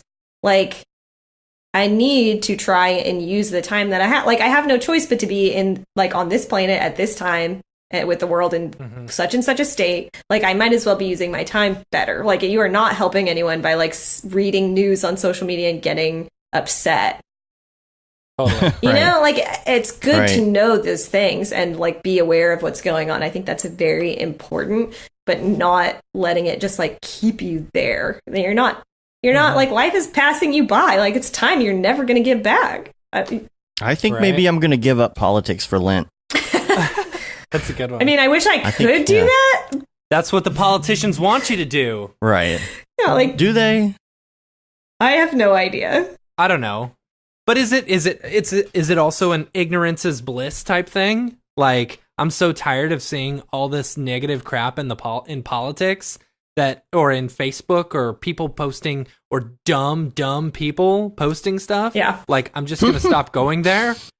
That just means it doesn't exist. I mean, there's that's why I think I you don't can't know. avoid it because I can't. No. Like there are things about politics that I can't avoid, and like there are a lot of people out there that can't avoid it. So like they can't. No one can really afford to do that. But it Yeah. is. I think you should not let it. if possible, like take every moment you can to not be wrapped up in it, just for your own, like, that's good. And if you're like, you know, Right. not in a good place mental health wise, like it's very hard for you to do anything helpful in the situation, you know? So like if you need to create space for yourself to be okay, like pretty much no matter Yeah. what's going on. Or Yeah. save a designated portion of the day to be upset about Right. that. You know, I put away 10% of my day to get upset about things. That's About when I go to the angry I day. actually do think that's a good idea, though. I think you should compartmentalize it to a certain degree. I got really bad on my desktop for a while as well. When I didn't have the app on my phone, I would get on Facebook on my desktop. And then I came up with a rule for a while where between 9 and 6, I can't open Facebook.com unless it's business I think it's related. a good idea, actually. And I'm trying to do that now, is to be off of social media unless I'm like, oh, I need to like post this thing at this time or whatever, which I don't really pay a lot of attention to. So like there are small exceptions at times. But other than that, I try not to. Everybody can go back and like look at my tweets and see that I'm like definitely on it like during the day. I know. I was going to say Like, the call last me tweet out. that I think that I read was actually Yeah, yours. probably. About the Apple iPad, the new one. Yeah. You know? Yeah. Which, by the way, the drawings are awesome. Thank you. Like super killer. I'm yeah. so addicted. I know I've only had it for like one. I've been going back and forth on getting it for so long. But I mean, it's beautiful. And I think I will draw more because it's so easy to do it on the couch and just like, I don't know. Like, I spend enough time like trying to unwind on the couch and like watch TV or whatever. Like, I'd rather be drawing, but I just don't. And this I makes even it so take easy. notes with it. Like the Notes app, like just, you know, handwritten Yeah. notes and stuff sometimes it's fun. That's cool. It's like Feels so different. satisfying. I do like it. Some people don't like the texture, which I think is valid, but I think I've just been drawing on tablets and stuff for so long that the like I see smoothness that, doesn't yeah. really bother me. The Could you smoothness get bothers like? me. I wonder if they probably make this already. Some sort of screen Yeah, somebody protector that has a texture. tweeted me one. I can't remember who it was, but somebody tweeted me That could be one that was cool. like paper something, and it's supposed to make it into like a paper texture. What's weird to me That's is like pretty I feel cool. like I might not like that. I don't know, but it does help because I know some people like really don't like the glass feeling. Yeah, Yeah. the slickness. Yeah, I like Raphael Rao's comment. If the Apple Watch tells you you're dying, just hit remind me later. It's effective. Well, what about the feeling that like you're never doing enough? That's how I feel. It's like I'm so exhausted. I've been working for 8 hours, Oh but I my have all this God. stuff I haven't done, and You know so what? like I feel I think guilty it's- for taking a break. Yeah. Why do I feel like that? Nah. I think Why do I feel like that? I think it's like a time management thing in a way. I really am trying to do it's like mindfulness. It really is though, but it's like the less time I think about big picture long term stuff, the easier it is for me to like actually get stuff done and not worry about it. Because I just like beat myself up so hard for that. I'm like, why am I not crushing it right now, Yeah. killing it? And it's like because this is an unreasonable thing to ask of yourself. You know, and like if you just focus on like, I am not good at this yet either. I'm not, and I'm really trying to work harder on it. But it's like today is today. What am I doing today only? Like, what can I do the best possible, and just like be so in the moment. I think that's the only way. That's the only way I can think of, and it does seem to help. I'm always the happiest when I'm like just working on a project all day, and it's like the time's just going by. You know, you just get really into it. To the point, I was Googling that the other day, being like, how can you force this to happen? And like, you can't force that state of mind to happen. Like, it happens when you I just like get know. into the zone. I know. I hate that because there's some days where it's like I have all the time to get in that mode. Yeah. But I just can't get in that mode. And there's other days where I'll only have like 2 hours and then I get into that mode and I'm like, oh my gosh, like I'm distraction free. I haven't had a phone call. I haven't been on Facebook. And it's been 2 hours and I wish I could keep going, but I have errands to run and that kind of ruins it. I think How do you, is there a pill? I wish. Oh my God. I think routine is the biggest thing. It's called Adderall. Yeah, I'm like Yeah. so routine It's oriented called drugs. to the point that I feel like it's boring, but it's like I literally have like my evening like weeknights are scheduled. Like we have like a Monday night hangout with like our local friends that is like we move it sometimes just for schedules, but it's like every week we hang out, we play board games, and we like eat pizza, and it like that's like friend time. Like it's scheduled, but that's how I have to live my life so that I can know when I will have energy. And like Tuesdays and Thursdays we go to Taekwondo, Neil and I, and that's our fitness. Heck yeah. Nice. It's pretty What belt are you? like not yellow. It's like one above white. Okay. We got our belt test in like a week though. I know. So I yeah, know. like we're not my kid's a green and belt. we haven't been doing it for that long, but it's great. Like we had always been like, do you know your pattern? Like, do you know? yes. Are you working on we your know pattern? the pattern, but Nice. it's really easy also because it's like, and I see like most of the other adults are black belts. And they're all, really good at it and doing stuff that I don't know how to do. Hardcore. So. Mm-hmm. I've been a white belt my whole life. I have a white belt in being a white belt. Yeah. That is my martial art. But no, I had a yellow belt when I was like 8, but that doesn't count. It's a great. I think martial arts are great though for like motion graphics people. Like there's so much stretching in Taekwondo. It's just like so good for your like rigid computer body that I've developed over the years. Rigid computer body. My terminal computer body that I've contracted. And yeah, it's just like a kind of a full body exercise, so it's pretty good. And like that's something I had to like learn how to fit into my routine, and I realized that works because it's a class.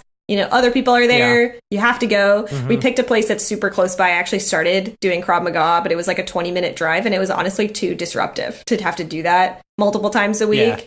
And so this place is like 5 minutes away, and it's great. Like, just fit it into you only your schedule. Go once a week? Go twice, sometimes 3 times. Okay. If we can fit it in. But we can't always. But like, that's great. Like, I'm just trying to check all the boxes. Like, I try to live like a very planned, like Wednesday nights, I have my Cyberpunk 2020 group. And then it's kind of like Friday, Saturday, Sunday, I like try to do personal projects or like just like fit stuff in there. It's like a little more freeform, but like can I hear more about this Cyberpunk 2020 group? Yes. This sounds interesting. So like Wes Slover started it. He's a sound designer. He's awesome. He did my sound design for the Jiffy project that I did too. And he just like tweeted out, I don't even remember when we started. It feels like it was just yesterday, but it's been going on for quite a while at this point, I think. And he just tweeted out that he wanted to get into DMing and like who would be interested in it. And I was just like, yes. Hell yes, I definitely want to do this. And so it started out as a D&D campaign. What was really cool is like if you've listened to the original Adventure Zone, he was doing the same thing because they started out with like the like starter kit, like one shot sort of. It wasn't one shot, but like this like pre-built campaign. That's what they started doing. So like we were doing the same campaign as like what the Adventure Zone started out as. So that was kind of fun for me. I don't know how many other people in the group had actually listened to it, but. How hard is it to like go? Sorry to change the subject. Like, but the one campaigns I've heard about this. How hard is it to just like veer off and completely like? Pretty. Like, is that even possible? Honestly, I'm like not really 100% sure because you as a player, you don't really know what is planned and what was like improvised in the moment. Okay. But yes, like there's a lot of freedom to do that.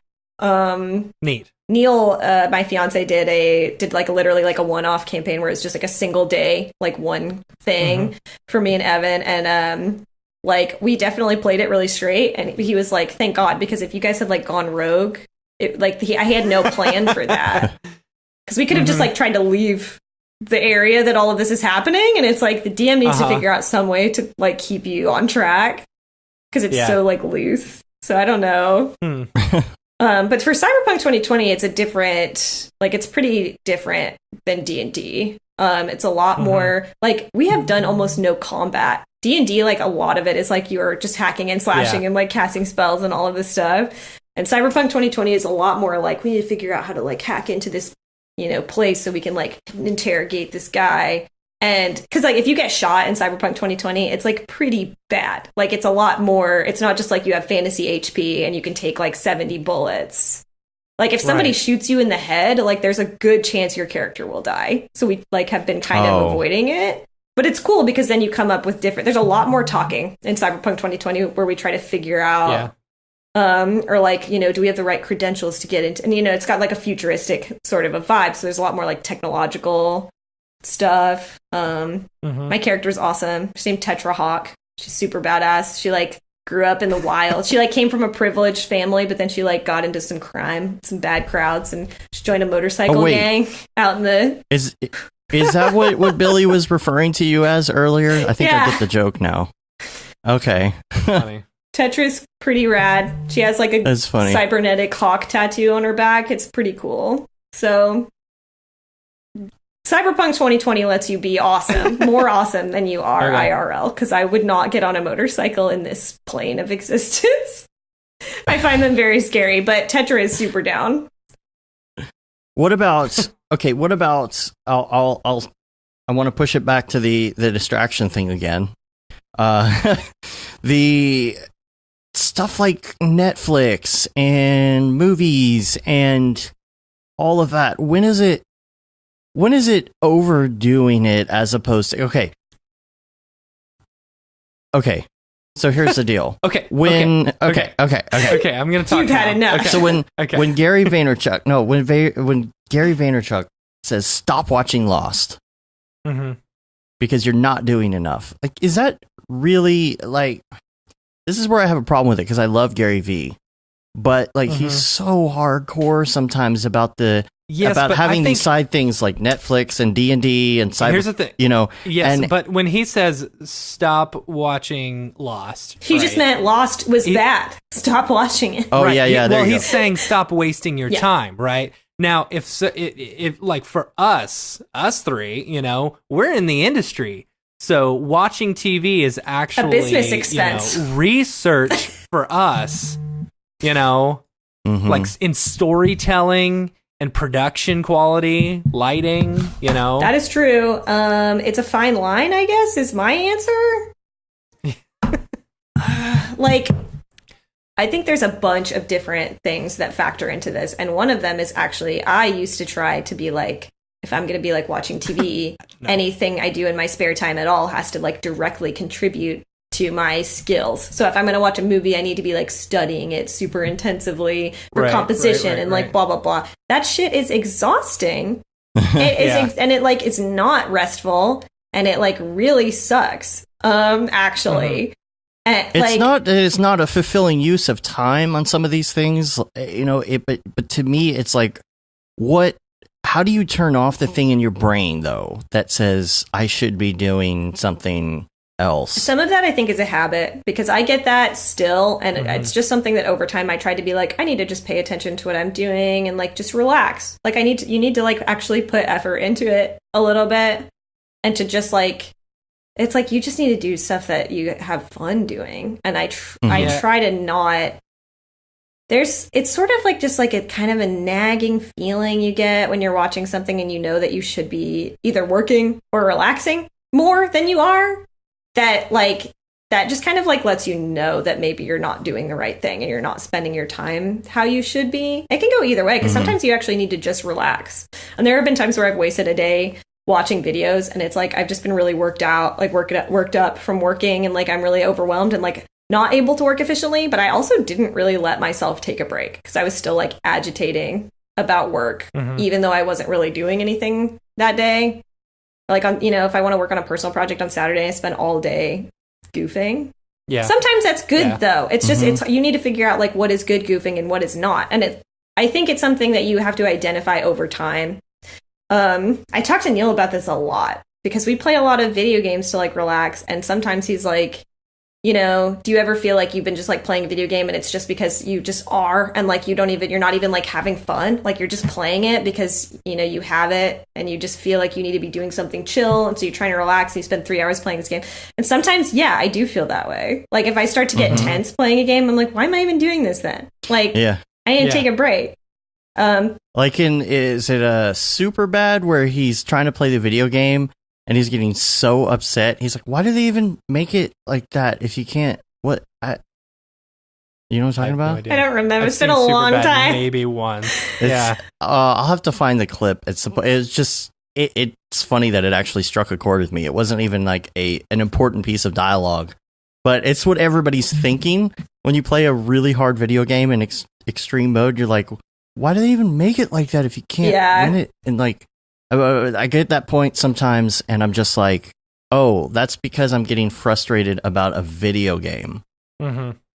Is that really like? So am I having fun now? Yeah. Dave, I think you also get a little bit of like, you and I are business partners in this game of life. And, we get a little bit of, like, I feel it too. Because I feel like, if I'm just playing around, sculpting during the day or something because we've got no work, I feel like I should be out there selling, and crushing it and stuff like that. Well, you should be. Yeah, what are you doing? Exactly. See, by you saying that right there, that nags on me, But it's like, I bet it's probably worse because there's this partnership that we're working on, I don't know. I think it's just a matter of like really being able to tune into your mood and like what you need. And that just takes a lot of time to build it up. Because I'm not great at it, but I'm a lot better than I used to be. And it really is like, how do I feel right now? Because if you sit at the computer and you're supposed to be working and you can't get any work done, like there's a reason for that. And you probably need to be doing something, because sometimes you really need to just like suck it up and power through it and like get your thing done. But it's like sometimes you need to take some time and do something else. And it's really, it's so hard many to times I do figure out that. what you should do. Yeah. Like if sometimes I'll sit down and like I'm like I should draw for fun. Like it's the evening, I should draw. It's like, oh, I need to draw for fun. It's not happening. It's like you need to stop trying then. Like you need to walk away, do something else and come back, because if it's not happening, like maybe you need to like build up that energy somewhere else. And I guess I just try to like, sometimes you just need to like sit down and read for like read a book or just like whatever. And I think it's like it's too much time when you're sitting watching Netflix and you're aware of the fact that you've been doing it for forever and you're kind of like not even super engaged with it anymore. But like I saw Spider-Man yesterday for the third time. God, because it's the best movie that's ever been made by human hands on this planet. And I need to go see it. I haven't seen it. But it's yet. like I don't like that maybe to some people that would be like a waste of time, but it's like I genuinely get so much joy out of that movie. Like it makes me so happy and I'm just having a great time that I feel energized after. Like if you don't feel energized because you spent all day like binge watching a TV show, maybe you did the wrong thing, Like if you actually feel the same amount of tired that you did before, like maybe that's when you're like, that wasn't worth it. Like I did the wrong thing here. I should have done something else or like pulled myself away from this. I like the idea of being very aware of your feelings, Yeah. Because it's true. Like there's been a few times where I'm just like, I don't want to do any work. Yeah. I'm not feeling it, Bro. And what is the I'm not going to do it, okay? Yeah, Okay. Don't make me. Come on. Don't make me. There are two ways to look at it, and I think it's a matter of being able to identify these reasons. When you're sitting in front of something and you can't get something done, number one, you need to be able to identify when you need to step away, but you also have to be able to identify when you don't need to step away. Yeah. Because like Vyric's Dream Core, like kind of hit it on the head here. If I take a break and I go eat, then I feel like I have to watch something while I eat. And then, I'm tired now because I'm done eating. I've done eating, though. I got to finish the show because I just started it, and I ate my meal in 5 minutes, but there's 25 minutes left. So I'll finish watching that, and then I'm tired, and then I'm going to sit on the couch for a minute, and then I'm on Facebook. Oh, hey, there goes 2 hours. All right? It's like being able to pull yourself away from something like but that. get yourself back quickly, if you need to. But there's also that whole thing where sometimes I'll be sitting here, and I'm like, I'm going to step away and go do this thing. And then there's a part of me in the back of my head that says, no, the reason that you're trying to step away from this is because you don't like this project you're working on and you're procrastinating and you don't want to work on it. But if you will just sit here for 1 more hour and just power through it, then you'll be done. Yeah. And so, of course, the thing is, like, sometimes you just got to make it your own. Right. It's a project that you don't want to do. And once you start working on it, you start making it your own, and then you're like, okay, I'm into this. Yeah. When you get those changes from a client that are like, you get the changes and you're like, oh, that's going to be kind of difficult to make those changes. And I'm not looking forward to having to go back and fix this stuff because I know it's not going to be easy. And I know what they asked for is going to really make me have to like pull my project apart and start over on some things. And it just feels so overwhelming. And then you're on Facebook. Yeah, I try to make like all of this is just like a complicated like Rube Goldberg machine of like tricking yourself into doing this. Yeah. But like for stuff like that, I try to. It's taken me a long time to do this because I used to just be like, like I don't want to do it, and then you just like waste time. But like being like, okay, I'm gonna spend all day working on this. I work from home, so maybe I'll have a beer while I'm doing it. And then tonight, I'm going to do something like really fun that I want to do. And just giving yourself something to look forward to. Like, as long as it's something that you really do want to do. And it's not just like, well, tonight I will binge watch like a random Netflix show. But it's like, I'll go out, at the end of today. Or like, I'll go see a movie that I really wanted to see tonight after I do this. And then something that can just get you in a better mood. Because I think that the hardest part of that is just being like, wow, I have all of this drudgery ahead of me. And if you can try to think of something that you're excited to look forward to, it makes it a little easier to like do the drudgery. Yeah. I like the thing that you were talking about earlier is just where you're talking about, not doing the whole project but just doing small steps, Yeah. And I find that if I have a project that I'm not really excited about, if I just start small, start small on it with a client project, that I'll start getting more into it. Yeah. And I'll start feeling more positive about it. Yeah, it's like making the progress too. Because if you have, you're just at the beginning and then nothing is done. And so you're like, oh, I have the weight of all of this stuff to do. Right. You do one thing, you're like, well, I got that thing done. And then it snowballs. Yeah. It's kind of like a to-do list too. It's like just checking it off makes you feel like you can add like really little stuff just so you feel like, oh, I checked this off. I did this. I'm making progress. But it really works, I think. Right. That's actually what I was going to bring up was the to-do list stuff, because when you're working on to-dos, it really does help to do those little sub tasks because it helps break it up. But the other thing about that is making it simple. Yeah. And that, like, you might have a really large to-do list, but what really helps me in that time when I feel overwhelmed is to bring up the to-do list, get everything out of my head into the to-do list, but then put it on the day that it's going to go, get it all categorized, and then go to my one little area that says today. Because usually if you go and you organize everything and put it on the days that you want to do it, there's not really that much that you have to do that day when it comes down to it. Yeah. So if you get to that point and then you click today, it's like, oh, well, right now I only have to concentrate on 4 things today. Well, that's not that bad. I'll just compartmentalize it over here and just put it to the side. There's something about doing that where your brain finally says, okay, it's written down. I'm not going to forget about it. Yeah. The switch is turned off. It's in my outboard brain. It's over here and it's gone at least for the next 12 hours. Yeah. But, It's funny. Like, it's something very similar.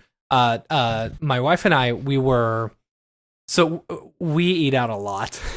We eat a lot of fast food, I hate Chick-fil-A because of the amount of times that we go there in a week. So many chickens. So, oh my gosh. Countless chickens. Yes. I have killed many a chicken in my life.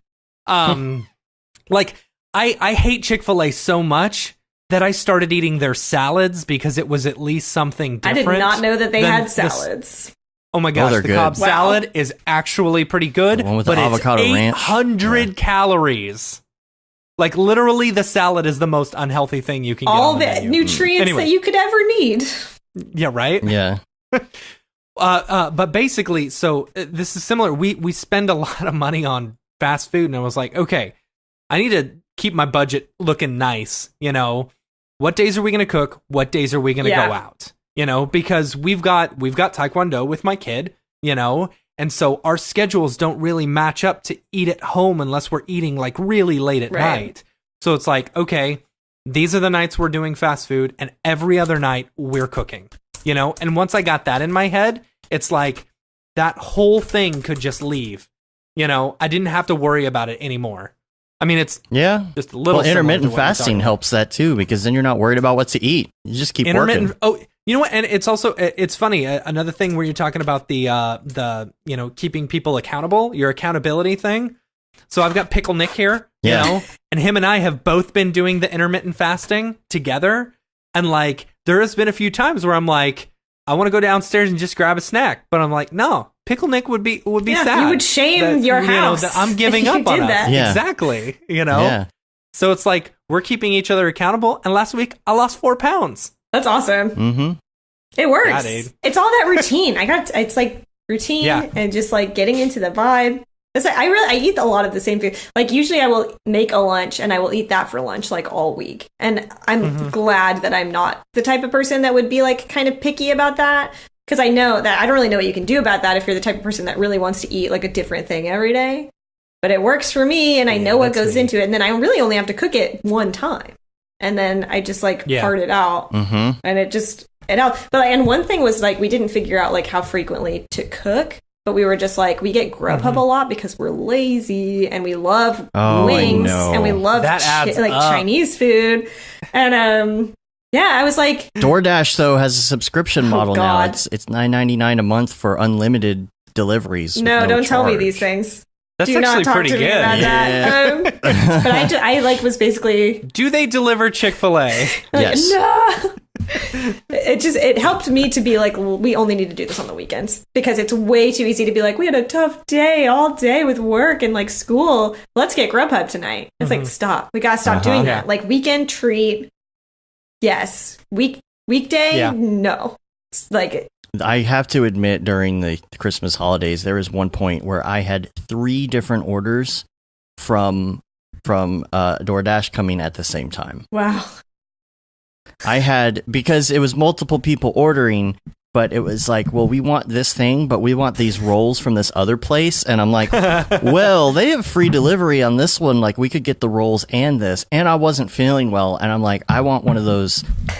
It's from the secret menu. It's like a hot toddy almost, but without the alcohol for if you have a cold at Starbucks.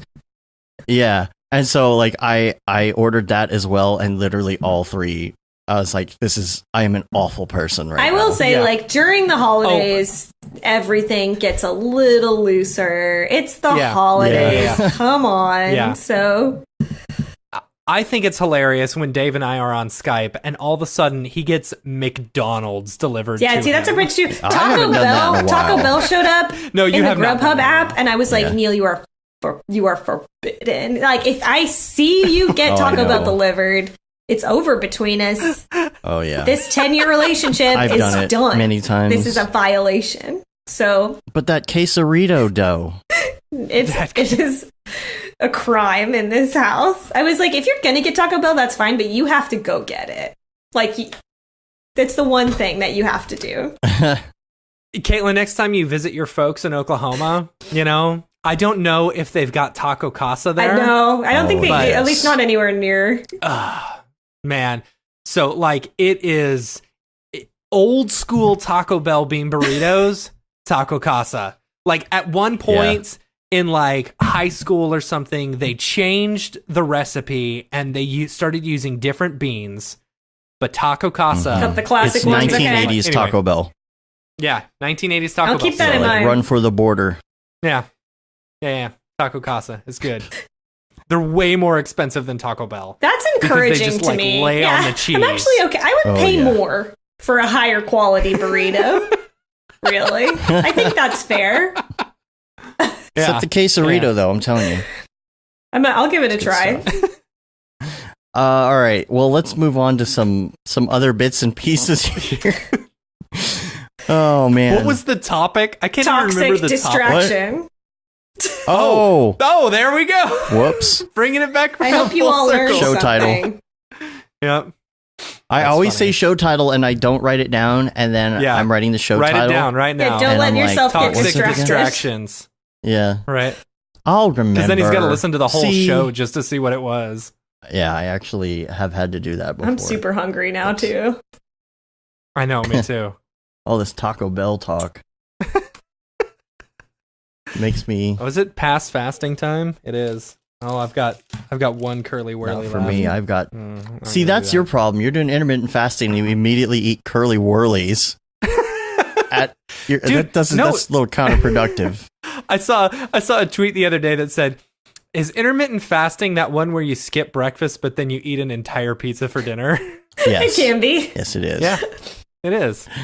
Yeah. The thing is, your body takes so long to, like, get rid of all that, like, glucose and stuff, I don't know. It's working for me. I don't know, Whatever man. works. This is not my field. It could be anything. Yeah.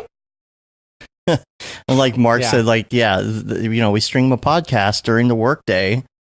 Yeah. We're distracting everybody now, see?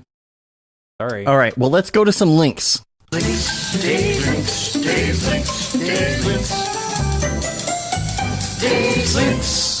Dave's links. Dave's Number links. one. I just want to participate Yeah. in the jingle. Oh, there's a jingle that goes in. Oh, there Oh, is? it goes Oh, in okay. there. Well, never mind. You got Yeah. a pro. Yeah. Only if you listen to the audio version. Yeah. But all right, this first one. This was this morning. Right, a reverse film by Somei Sun, who did the Oppo X spot, did the breakdown on Brograph breakdowns and the Monday morning meeting, and the Monday meeting, not the Monday morning meeting. Why do I always do that? I love alliteration. So there's a link to that. You can check that out. Also, let's see. Graham Bucknell sent me this as an email. Said, I saw this while doing some research for a potential upcoming job. It looks super easy to finalize a rig from Mixamo using this script called RH Character Tools. It's a Gumroad project, which I will post. And then the Damn Pot Player. Damn. This came directly from the Brograph Slack under Make Windows Suck Less. And I saw some people talking about this, and you got to go to the right. I think there's like a fake site that is spammy. You got to go to the right site to get this, but it's called the Pot Player. It's made by Damn. And apparently it's like better than VLC in many ways. Okay. So I kind of have this problem too, where I want to be able to just open a video and step through it like a normal person. And you don't have QuickTime anymore when you're on Windows. So you use this awful built-in player, or you try and use VLC. And this allows you to at least step frames and things like that. And from what I'm hearing, it's better. I haven't installed it, but I plan to today. So anyway. I'm looking at this Mixamo control, or the RH character tool. Looks kind of neat. Yeah. We may have to spend $48 to plug in. Oh. Quick well, okay business then. conversation. Right. Yeah. All right. Anyway. So let's do some Beeple's People now. People's people, where'd you get that Grebo? People's people, what's up with that guy? Yay! There's another jingle People's here. people. Yeah. I don't know what it's about, It's, so I can't like do a cool improv thing. It's done on the theme of Jeepers Creepers. Beeple's People. How'd you get those people? How'd you get them greebles? Where'd you get them greebles? Oh my god! Yeah. Okay, it's real good. You guys have this covered. So What's up with that guy? yeah, it's all like very 20s, 30s, I guess. So super relevant. And it's Dave singing it, too. Oh, it's me singing, yeah. do it yeah. live. Do it live. We'll do it live. I recorded it by singing into a cup. Oh, for the added resonance. I really Right, did. right. I did the old, like, hold on, can I do it in here? Oh, People's People. Yeah, there you go. Yeah, I did that. It worked really that's well. good. Yeah, most people didn't even know it was me. Wow, I look forward to going back and Yeah. hearing that. Yeah, I'll send you a link after the Please. show. Yeah. So tell me about So, the people. okay. Here's what Beeple's People is. We make Okay. up ridiculous storylines to go with Beeple artwork. And Yes. it's evolved to the point now where there's an ongoing storyline, and we've connected Uh-huh. all these things together Amazing. in the universe. It's straight up D&D for Beeple's Oh, artwork. definitely. Yeah. Definitely. Yeah. And we just look at it and how does it tie into the narrative? We have all these little things going on about the big Beeple's people and the little Beeple's people and Yes. the terraforming, and it's all coming together in one big stupid story. So, Yep. I like it. and we've tried multiple times to create Beepleception, where I think we have achieved that. have we actually. achieved? I don't know if Describe we it. have. Yeah. We're trying to Okay, influence where- people. to get back in Because his secretly. brain. Mike listens to the Okay, show. I was we know about he to listens ask, to like, the show. has he Oh, yeah. seen or witnessed any of this at all? Oh yeah. Yes. I actually asked him at the Beeple party if he listens, and he says I listen to the show, but I can't listen to Beeple's People because it feels too Weird. self-promoting. Well, it's also like in the Adventure Zone, they but- talk about not reading the Reddit anymore because they want to keep their ideas separate, and I think that's like a pretty crucial thing for creators. Try not to contaminate their vision. Very important. Yeah, I like that. I've heard. Yeah. So, all right. So here's how we're going to do it. We're going to get out our Beeple viewer of choice. Mine is Twitter because it seems to be pretty on point. It works pretty well by just going to Twitter and looking up Beeple's account. Mm-hmm. I've heard he has one. So everybody's got their own Beeple viewer of choice. So I'm going to go to, let's see. I've hacked into the Beepleverse. Oh, I saw the worst enhanced thing this week. What was it on? Oh, it was on Designated Survivor. It just happened to be on TV. And this dude, she was like, you can go in and find fingerprints on the wine glass that's next to this woman in this video. And he goes in and like blows up the wine glass and is able to see the fingerprints on it. I'm like, that's the worst enhanced thing I've ever seen. I'm curious what people's thoughts are on the original Blade Runner enhanced, because he's like moving shit around and like looking around corners and stuff, and I'm like, okay, look, all right, there's no way. Yeah. You are cheating. That's not how this works. That's not how any of this works. There's Kevin. Finally. See, I told you Kevin would show up. I knew. I was waiting. All right, yeah, the Zuckerberg piece is in here, but we are going to start on February 7th, Year of Our Lord 2019. Mm-hmm. Okay. Heard and of it. this one is called Alien Spiderbot Flex. Okay. Everybody It got does that? not look It's like pretty. anyone is flexing, though. Is that like but it could be like you just got served? I think I think flex? people's always flexing on us all the time. So I like Okay. I thought that was the name of the spider bot. it could be. Oh, that okay. makes, See, all three of us saw it something Right. different. Oh. Yeah. I was looking Yeah. for those muscles. I was like, "Where's my cut spider bot?" Not in here. FLEX. Okay, does it maybe it stands for something? Oh yeah, like futuristic, lithographic, exponential. That's it. That's it. It's just EX. You got it. Xenomorph. Full leg Xylophone. external. Full Xylophone. leg evil. It's always xylophone with X. There's nothing else starts with So X. are we trying to like tie this back to a pre-existing narrative? Well, here's the deal. Not this one. This one doesn't look like it. Here's the deal with this. This is why I found this interesting, is because there's an alien dude in this, and this is a little bit different. There's not a Beeple's people in this one. A Beeple's person. This is a Beeple alien. And A we haven't Beeple-ian. seen many. A Balian. Now, I think we Beeple-ian. did talk about... Sorry? Nothing. Carry on, please. A Blalian? It's a Blalian. I think Balian. I like that. That's better. Billy came up with a name for some aliens or something. Oh my gosh, what was it? I think I wrote it down somewhere. I'm going to have to go back Fiber and find optic lunar extractor. I like Ooh. that. That's good. What is it? The Flex. Yeah. Fiber optic that. lunar extractor. That's pretty spicy. Now, I like that a lot. somewhere I wrote down what spicy this meatball. was. Oh man, it was something we came up, I think, with on one of the other shows, and Billy says that it needed to be the name of the aliens, because we came across a remember. piece a couple weeks ago, and it started us on a little bit of a story, like maybe there's another alien race that is upset that these planets are getting terraformed.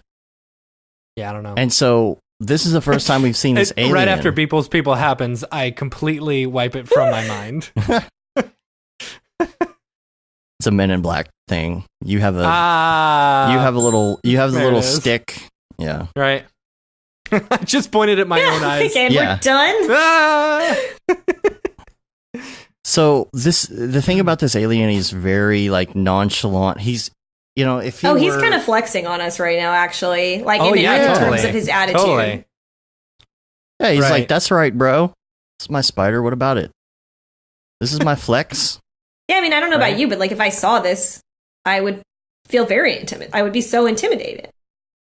Yes. I am Yeah. but one small. I'm a very wee human being, and it's hard to get a sense of scale for like how would I fit in this room? Like, where would I stand? You know, how many hands tall is this robot? But it looks like it's how many beeples tall?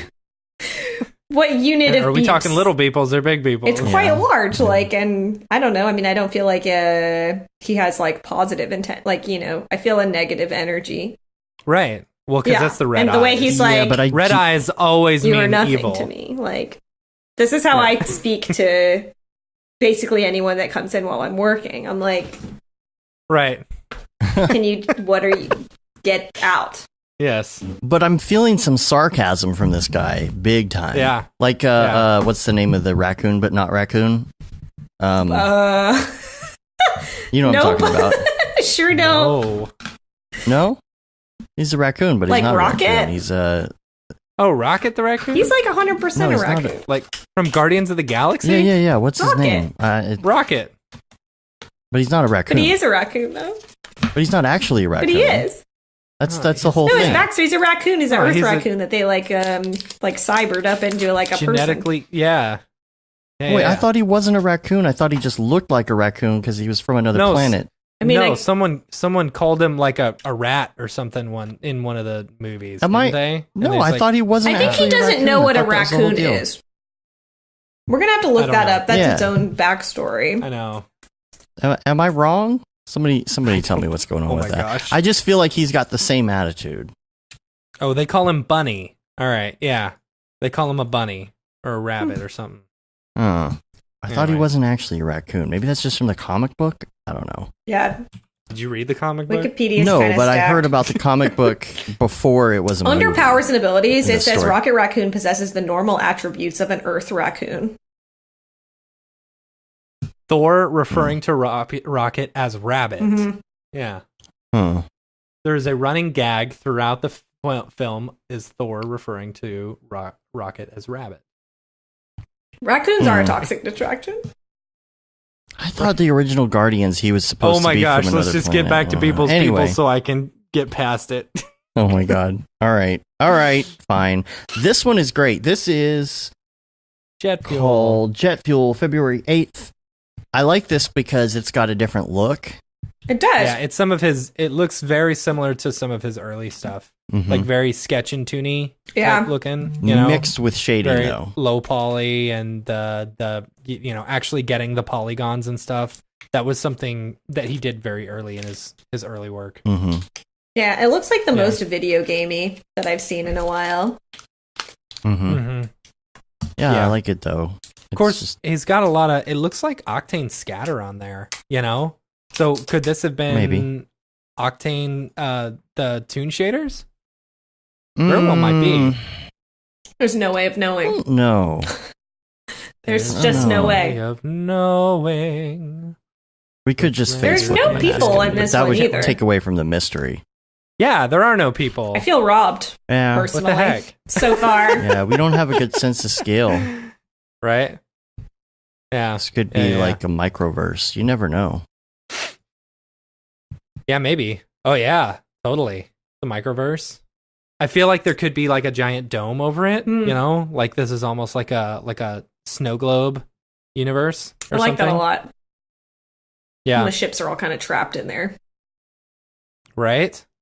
Just like constantly going around trying to find a way out, trying to find And a they weakness in the dome, It's like the planet from Right? Spaceballs. You know, it's got like a big shield Right. on it. right? This is very cursed. I love it. I think it's great. February 9th, Spider Zuck collecting last few bits of human data. Yeah, I like the animated one better. Ooh, it's animated. Spider Zuck. Spider Zuck. Truly horrific. Now, is this the same? Is this the same? Yeah, this is the same thing as the alien spider bot. Yeah, flex. the legs. Yes. This is Zuckerflex. But it doesn't look like Zuckerberg. It looks like a mix between Putin and Smearballs. I don't know about that. Like the actual person a Smearballs. little bit, yeah. I don't know. Yeah. Yeah, here's the... Try I and mean, keep this volume down here. There we go. There's the animated. I can weave you a narrative. I love like, it. pretty sure. I mean, we all know that Zuckerberg is a extraterrestrial force, Oh, that's right? for sure. Yeah, he's a lizard Like, it makes person, perfect sense right? to me that maybe he's this alien in the first one, you know? And they're like harvesting us like War of the Worlds style. There's a through This line isn't here. the same. Totally. Is this the same? I don't think it's exactly from the same, Spider? but the legs are the Yeah. same legs. Yeah, the legs are the same. I bet you he added the Doc Ock octopus. The Doc Yeah, and Ock. like the head unit is clearly an aftermarket. Right. But this isn't the same. It's an one. aftermarket head That's not unit. street legal. Yeah, yeah. The pieces that destroy all concrete are though. Oh yeah, naturally. I mean, you Yeah. have to have that. Yeah. It's a beautiful piece. It's a beautiful piece. Yeah, this is great. I love like look at the toes Yeah. as they touch the ground. Like Oh, that, yeah. that's a cool little addition to it. You know, Like, I'm very compelled by this image. right? I mean, it's terrifying. It's absolutely like horrifying. But Oh, look at the screens going around his face. Yeah, Facebook. Like in the animation. That's cool. Yeah. I like that. I wonder if there's any. Oh, Caitlin, I was going to ask you this on your little your Giphy animation. Yeah. You know, I saw the little screens from all the little Slack. Did you add any like secret like funny tidbits in stuff. there? I mean, I think any of it is like super significant, but yeah, I put in some. What did I put? I mean, if you read the tweets, it's all like pretty like dark. And I think the Slack one is like a little bit like dystopian, like you need to be working harder type bullshit. I don't know. I would go look at it Gotcha. again. Yeah. But I definitely wanted it to be something that like if you wanted to, you could like pause it and kind of see what's what. Mm-hmm. Mm-hmm. Word. All right, so now we're gonna do a segment that I think we just started, like probably like the week after we talked to you last. Oh, dang. Yeah. And this is called Oh, yeah, yeah. Brograph Recommends. So we're gonna go through. We were trying to remember if you had done this before. like or I can't not, remember. and we couldn't Yeah. remember. Yeah. It's all right. You probably have new answers by now, so Dave, it's fine. Dave was really good at like updating the Brograph recommends page, and then it fell no, off, I'm like, gonna take a that year and a half down later. Yeah, Yeah, take it down. yeah, I'm gonna take it down. Like I Yeah. just don't have the bandwidth for it. It's all good. Well, just start small, Dave. Just start small. Yeah, I'll start small by removing it. Yeah. Done and done. Check that That's off funny. my We'll start to-do list. so small. I like it. All right, You know what? I'm gonna do it right now. we're gonna start with. Well, don't delete Delete it. Just move it down to I'm the not. not Delete linked it. pages. Okay. Yeah, totally. Brograph recommends do it. number one. What is your favorite movie? It's Spider-Man. It could. I Well, was gonna that's- say I knew Baby, this it's fucking- answer. I mean, Yeah. I will pick a different one if you want, but like seeing it the third time, I was like, this really Nah, is. After the credits were rolling the first time I saw it, and I was like, I am blown away. I was like, I could not believe it. And like the third time, it's just as fun, just as good. Oh my god, I just like cannot speak. It's like in a way, it's like it's frustrating because I'm like, wow, I will never achieve something to this level in my life. You know what I mean? Don't beat yourself And you up know what? Like, that. I have a No, natural instinct to feel no. that way about anything, but the joy and like happiness I feel watching that movie overshadows it to such an intense degree. Like, I don't know. I'm just glad it exists. I don't even like I've never liked Spider-Man that much. Like, I've always like been like the Yeah. superhero movies, and I've always loved like Marvel stuff, but like Spider-Man was never a character that appealed to me, and like for that movie to be like so esteemed in my eye, it's like just a testament to what an incredible job that they did. So, I mean, they Yeah. just knocked it out of the park. Dave, did you already take away recommends?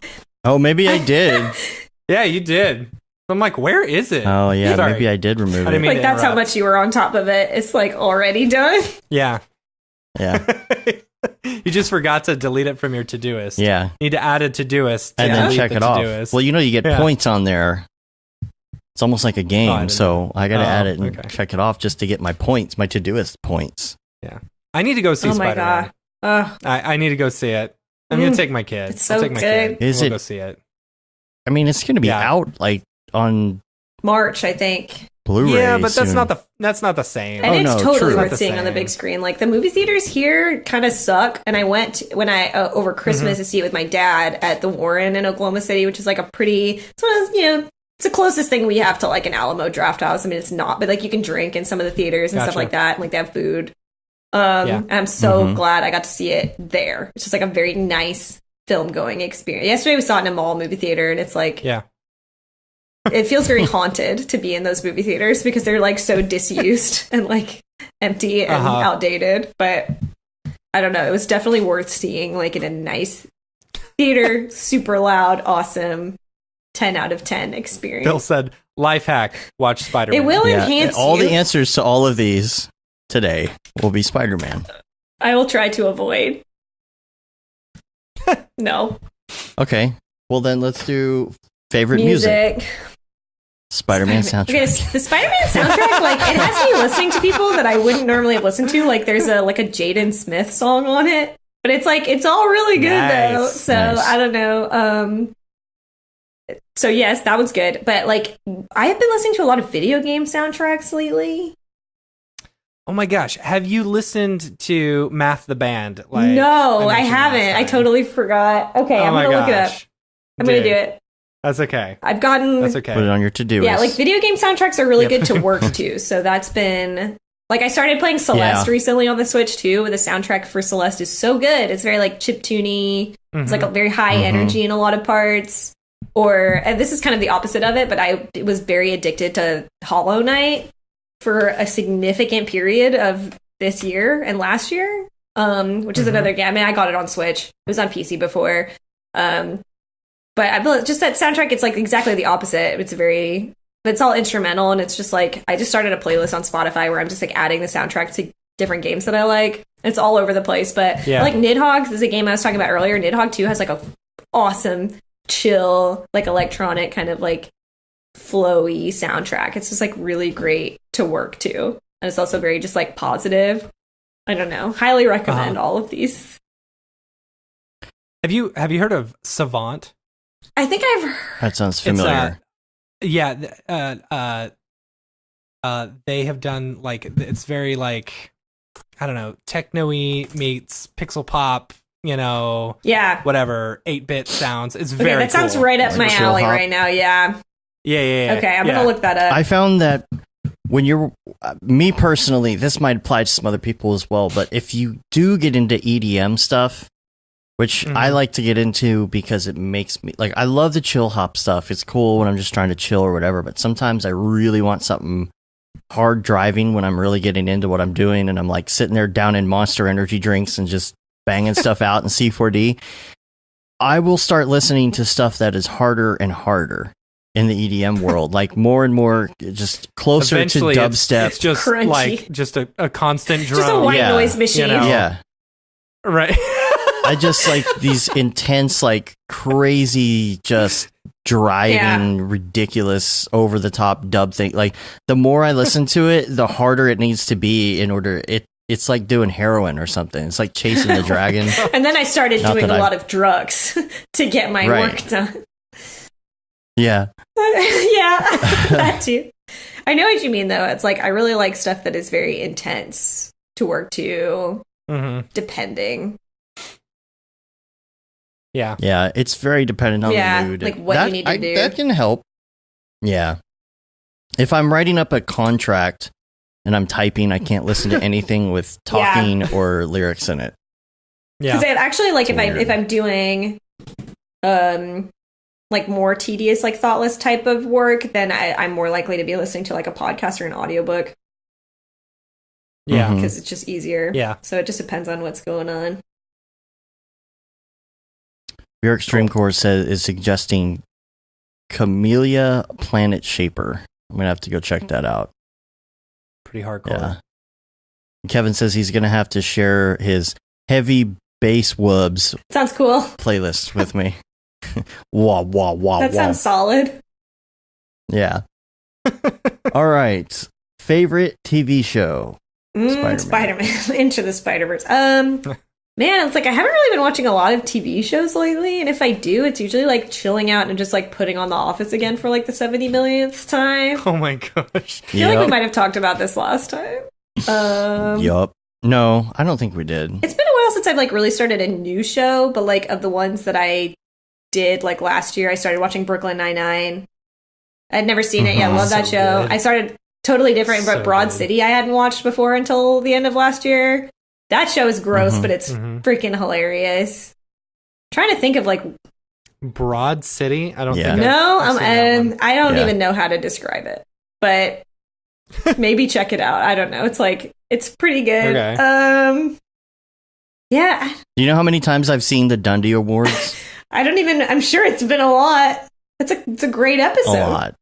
I know like every line by heart. Yeah, I don't even want to know. Pretty Like, I know good. there's some kind of like, there's some count somewhere of how many times I've seen that show, and it is way too high.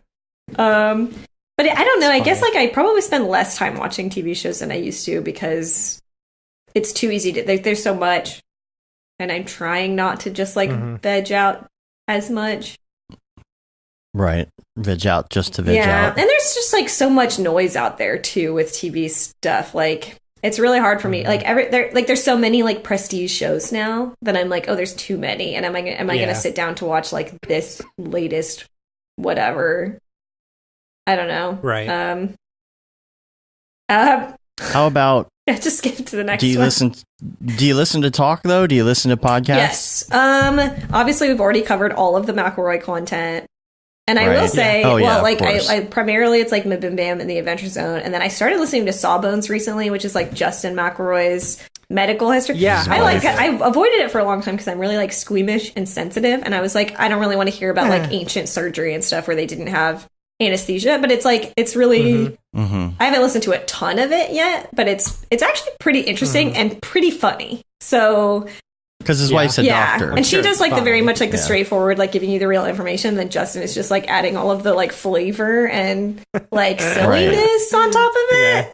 And it's pretty good. So I'm actually really glad I started listening to it. Cool. I often wonder about the Mabim Bam brothers, the Mabim Bams and their family do. life and how hilarious it is. Well, it's like they all have Yeah. podcasts together too. Like the husband and wives, Yeah. all of them have a podcast that they do, but I haven't listened to the other ones. So Didn't one of them do something on Did like you watch- Project Runway or something? I mean, maybe they've had some weird. They did one with like where they did like 2.5 Men. I never listened to that one, but I know it exists. And then Griffin Oh, and his weird. wife Rachel had one about it was Bachelor or Bachelorette. One of them. It's called Rose Buddies. Oh, that's what it was. I That's never what listened it to that one was. either, though, so I don't know. Well, they also do the yearly. The Paul Blart. Paul Blart. Till Death Do Us Blart. Uh-huh. There you go. Till death. That they I've do never every listened to year. that one either. Yeah. But they also do the podcast that the McElroy brothers will be in Trolls 2, and they are in Trolls 2. They're going to be in Yep. Trolls 2. So, like, Yes. Yep. they have a lot of power They and are. energy. Yeah. I will, for like a total wild card answer to this, I really like, it's actually been a while since I've listened to it, but for when I really need to chill out, there's a LeVar Burton podcast. He used to Oh, do nice. Reading Rainbow back in the good old days, and it's just Yeah. LeVar Burton reads, and he just reads short story, and it's like much more adult oriented. Like, you know, he'll read like really weird, like sci-fi Cool. stuff, like all kinds of stuff, and it is great, and it is so soothing. Like, I mean, it's a great podcast to listen to, but it would also like be so great to like lull you off to sleep in the night because it's just like so chill Yeah. to listen to. He'll always be Geordie LaForge to me, though.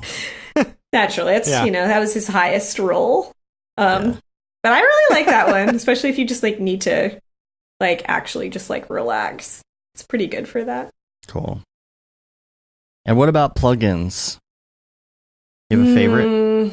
This is too difficult of a question. I use so many. And if you see me like doing the Adobe live streams and stuff, I'm always like this plugin and this plugin and this plugin. Because there's just so many that I use for like quality of life and like make things faster. I mean, Overlord is probably the number one though that I like couldn't live That's without. the one where you can take Illustrator stuff and like animate it in Illustrator, right? You can. It's Gosh, like you can push Wait, things back and in forth. Illustrator Yeah. You push things back and forth. I think it was Teddy on the Slack was mentioning that, and like if it ever gets to the point where I actually need to animate stuff, it is an absolutely killer. Yeah. Oh, I cannot live without it because Yeah. I do like all of my artwork and stuff in Illustrator, and I mean it's just like unreal. So I could never go back. I don't think so. I think that would have to be the number one. And what about headphones? Well, as you can see, I'm wearing these Sony whatevers. Who are you I don't wearing? remember. Honestly, I like these for work. I mean, they're my work headphones, but I could not survive without my Bose Quiet Comfort 35s. Mm-hmm. Yeah. Like literally world changing, especially on flights. It's funny. Like I can't. Yep. I just can't do it without them. There's no way, Yep. and I won't. I refuse to. Yeah. So highly, Mhm. highly, highly recommend. World changing. The battery life lasted me. I might have said it on the show last week. Lasted me all the way to London and back. Yeah. Without. Oh my god, charge. it's insane. They last forever. I think Yeah. like I I've flew never- to San Francisco, and they're like that's like an all day flight for me because it's definitely 2 flights, and one of those flights is going to be like 5 or 6 hours, and it's like that. Those headphones are going to be like at 80% by the time you're done, and that's like wearing them all day. And then they charge in like 2 it's seconds. crazy. Not really, but like It 30 is. Yeah, minutes. it's fat. They're totally worth it. And have you ever been on a flight with them when you're taking off and they do that weird thing? Because they're trying to cancel out the sounds of the jet engine and they just can't do it. That I've never and had it that starts problem. popping. If you have them on when you're taking off, you'll notice. No, I mean, I always just do because I can't stand airports and people in them. So you don't hear the noise like the. It starts trying to cancel out the I jet. haven't had that. Low end jet. Oh, No. really? How old are your headphones? Almost 2 years. I feel like that's probably about how old mine are. Actually, I don't know. That is weird. Yeah. I've had some issues with pairing a couple of times, but it's never been like something that I haven't been able to fix. Where it like just won't connect to my phone or something. That's happened a couple times, but usually I'll just like turn my phone on and off or whatever, and it'll work. But that's about as bad as it's been. The sharing option on them is really cool. If somebody else has a pair of headphones, you can both listen to watch Netflix at the same time. Up. Yeah, That's amazing. Yeah. Pretty great. Can Netflix and chill even with separate headphones. Finally. Yeah, finally, what everyone What I've wants. always thirsted for. Yeah. All right. This episode of Brograph brought to you by the Quiet Comfort Bose 35. Not really. It needs to be because we talk about tweet it them. every episode. Hey, us. All right, website or Chrome extension? I don't have any kind of answer for this. I guess I have, like, I don't really use any. Ad blocker? I don't know.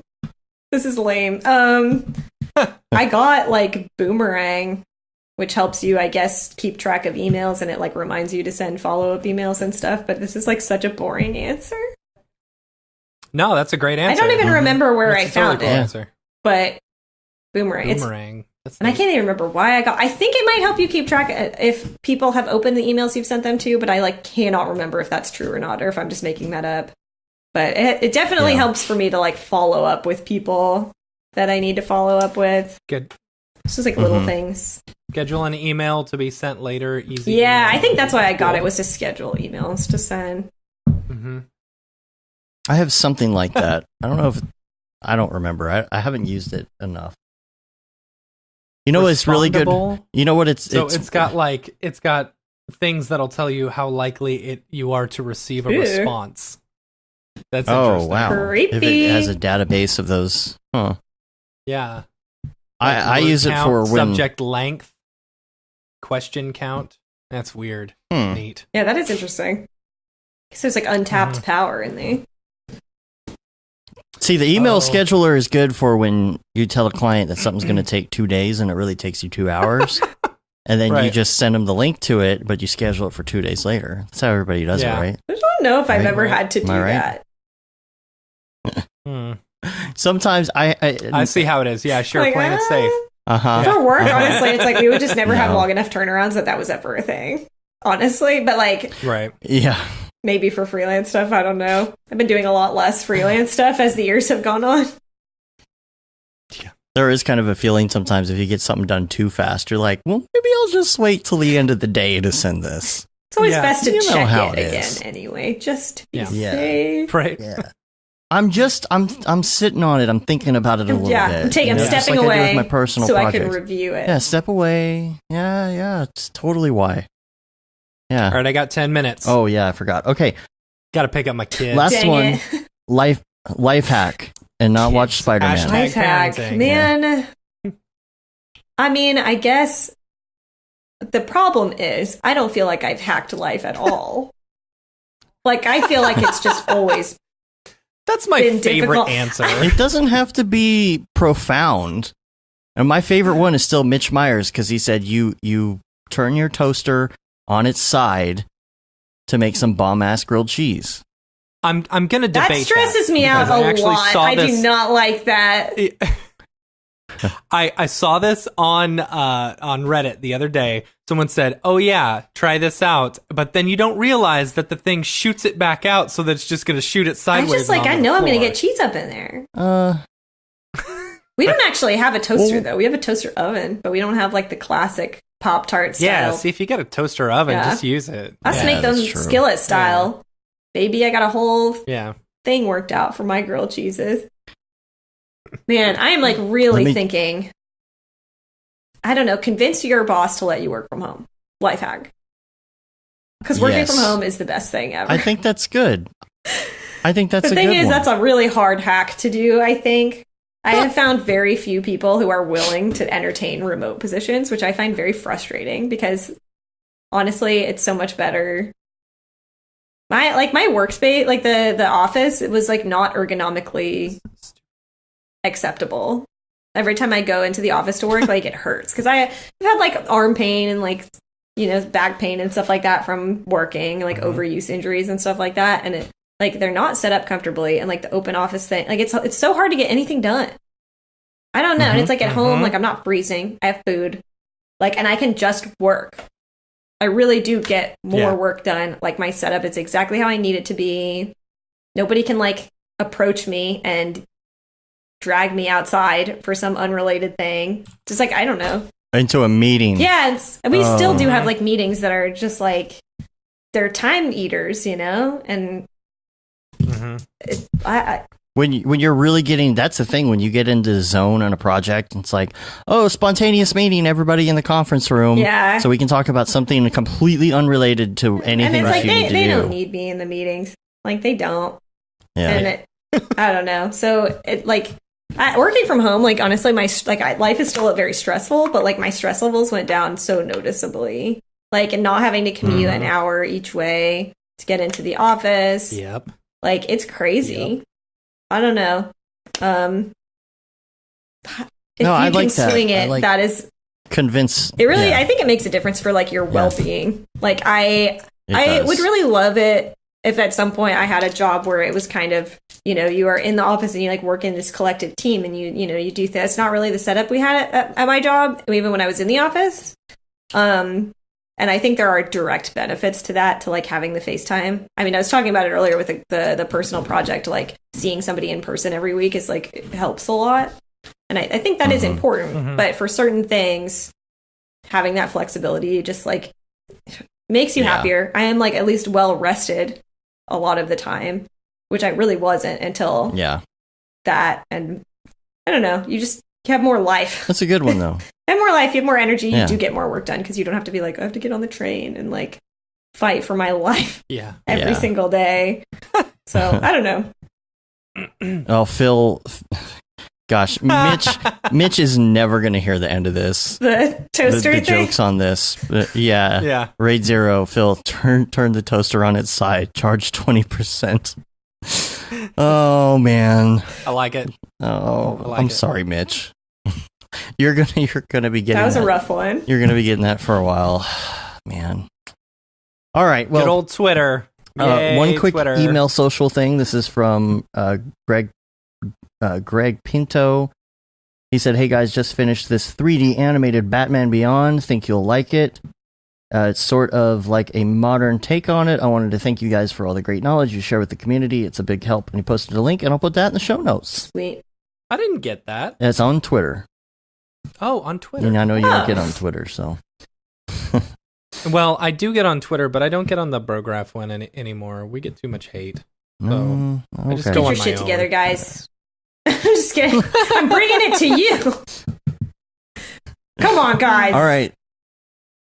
Matt's got to go pick up his kid. Hashtag parenting, and we're going to get out of here. You can rate us on iTunes, leave a review. You can also subscribe to us on your podcatcher of choice and our newsletter as well. You can say you've been there, done that, got the t-shirt with the No Brograph, No Mograph tee, the limited edition Gaten D. Simone shirt, which is still out there, the Feel the Bab 2020 shirt. All the profits from that go to Doctors Without Borders. Feel the Bab, now more than ever. Now New more shirt. than ever. And the Render Things t-shirt and hoodie. And we're on Facebook, Twitter, Instagram, of course, YouTube, Brograph.com. And that was pretty quick for the ending, Dilly, right? I don't know. Yeah, right? Yeah. I'm not really sure, guys. Oh. I will say, actually, I have listened to a lot less of like motion graphics stuff in my spare time, which I think is helpful in a product. Yeah. Like, it's good to go through Yeah. phases of it, is the thing. Got to diversify your bonds. Exactly. You That's exact word for word. You know what I'm saying. What I said. All right. All right. Well, we're going to get out of here. Thanks so much for being on. If people want to find you, where can they find you? KCADU.com. Can it? I'm There you like, go. Right beneath. So, there it is. Ooh, okay. Yeah. You know. Just make sure you mash that subscribe button. Like it, subscribe it. Like and subscribe. Yeah. Get at All me. right. Thanks for having me on. Yeah. Thanks for being on. on. We'll see you hopefully Always at some fun. meetups. Heck yeah. Always fun. Not NAB. I'm No, sad. not NAB, but we'll figure something out. Yeah. Cool. Yeah, totes. All right. We're going to get out of here. Until next week, I'm Dave. And I'm Matt. And I'm Caitlin. Yeah. Have a good one. Later, bros. Well.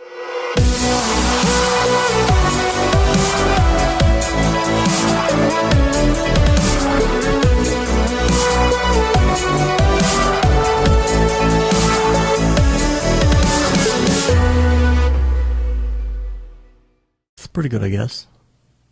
Brograph.com, an online resource for learning Cinema 4D, After Effects, and other motion graphics tools specifically catered to help you prevail as a motion graphic designer. What's up, bros? Welcome to another Brograph motion graphics tutorial. With tutorials, plugins, and now a podcast with tens of thousands of listeners worldwide. Yeah, it's a great community to be part of. We give you professional time-saving tips, industry news, interviews, shortcuts, and lessons that help keep you current in the world of motion design.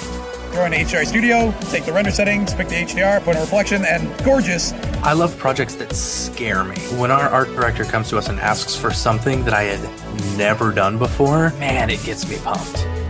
Our weekly long-form podcast will give you the latest news, help you in your file management, hardware configuration, and client relations.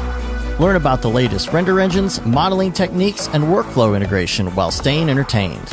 Real nice banana. Ah, that's so funny. All right. I'm going to live forever. Our Brograph Talks are a chance to see the way industry leaders from around the globe are changing the face of motion design. Sometimes you got to make stuff that you're not going to put on your reel, and I'm not here to judge. The podcast and talks include people like Beeple, Barton Damer, Nick Campbell, Andrew Kramer, David Ariev, Chad Ashley, Paul Babb, EJ Hassenfrost, Mitch Myers, Chris Schmidt, Jules Urbach, Cornelius Dammert, David Brodeur, Andy Needham, Caitlin Kaju, Zubair Parker, Noseman, Ryan Bean, Casey Hupke, Nick Lyons, Sage, Joey Korenman, Jeremy Cox, Rick Barrett, John Dickinson, Matthias Omatola, Patrick Goski, Brandon Clements, Steve Teeple, Tom Glimpse, Patrick Lundstrom, Julia Simone, Devin Coe, Al Heck, and even Deadmau5. You get that render done. Yeah, you better frame what? Our Brograph breakdowns go behind the projects and give you an insight on what it's like to manage and maintain your own personal business or work for a large company. Join us for live sessions, check out our useful plugins, watch time-lapse projects, interact with us, and send us email questions and topic ideas. Or just hit the Rando Render button and do an imaginative daily that'll keep you on your toes. Take all your dreams and let's do it!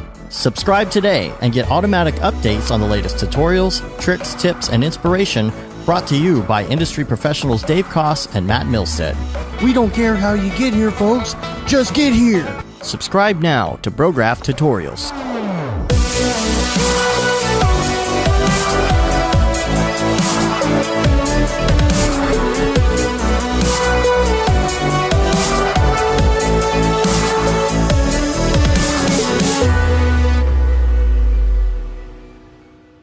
pretty good, I guess.